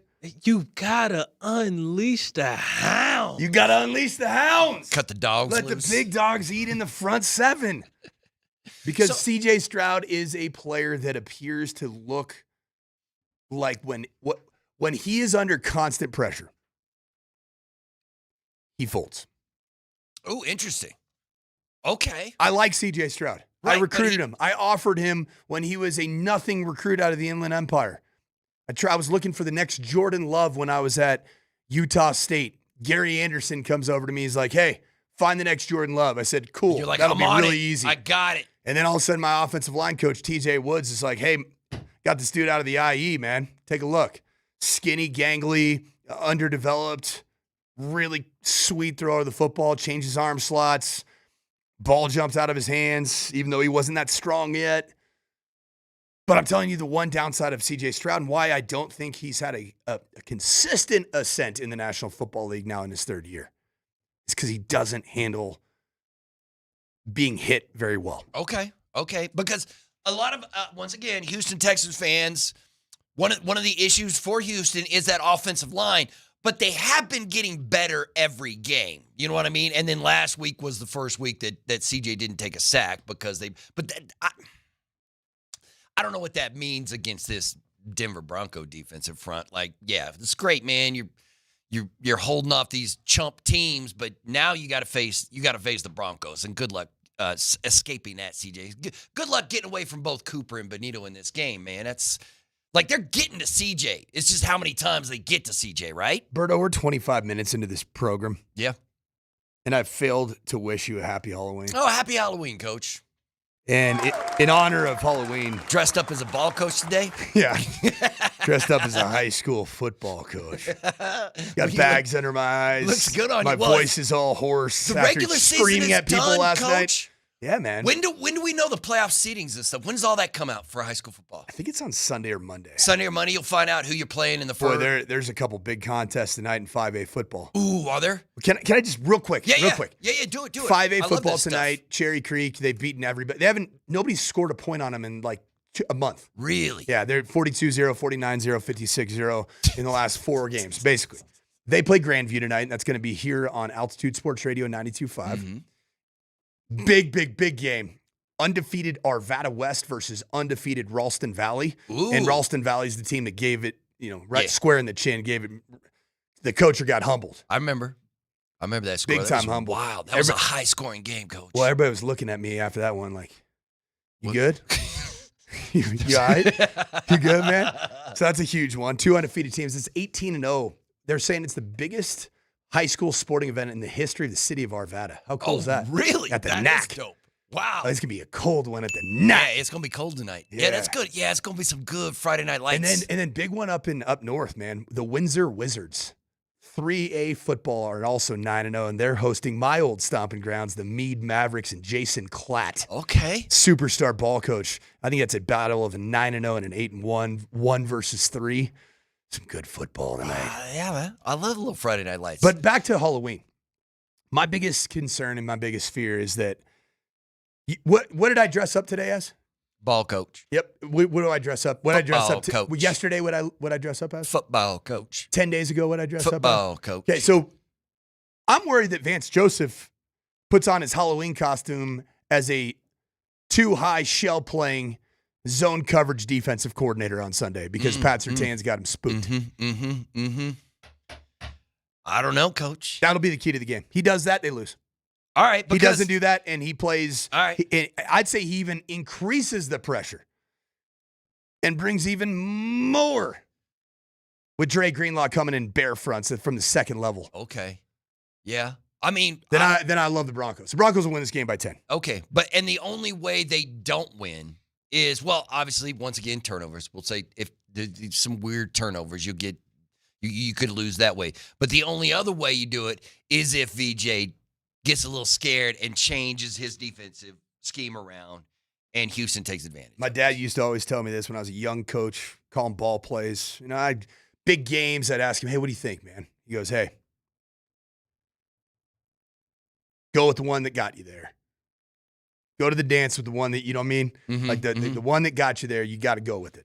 All right. Well, CJ wanted to know, like, if you were game planning this thing, if you were trying to slow down CJ Stroud, what would you do? And you would just blitz the hell out of him. Is that what you're saying? You're just like, we're coming for you. I would never CJ. allow him to feel comfortable, especially because they have a bunch of receivers that are, Nico Collins. Is he really, really back yet? Mm-hmm. Is he really, really in to play this week? I would, with at least some uncertainty at the receiver position for CJ Stroud. Yeah. I would do what you do all year, and that's route disrupt and play at the line of scrimmage with your two corners, most likely Chris Abrams, Drain, and Riley Moss. And then your nickel position between Jaquan McMillan and Jahdae Barron. Disrupt routes and pressure. Make CJ Stroud be a slant thrower and a go thrower. Because that's how you beat man coverage. Mm-hmm. And then good luck running all your mesh concepts and creating natural rubs across the middle, because that requires the quarterback to hold on to the football. Because to get somebody lined up from the boundary, number one outside receiver, even if he's in a 3-4 cut split, 3 or 4 yards cut split, to get all the way across the formation, by that time, you're looking at 2.5 or more seconds. In which case, the Denver Broncos front is going to get home. Because the Houston Texans are not good in their offensive front. Yeah, well, we were watching those videos earlier in the week of CJ and his different, those different dropbacks that he was having. And those quick dropbacks, he was hitting those receivers. But, man, anything more than a second or two, it felt like he was getting confused, or he was getting or actually he was doing that Bo Nix thing where he was getting the happy feet and he was throwing. They appear to be healing, do they not? Yeah, I mean, yeah, because Lamar looked great. He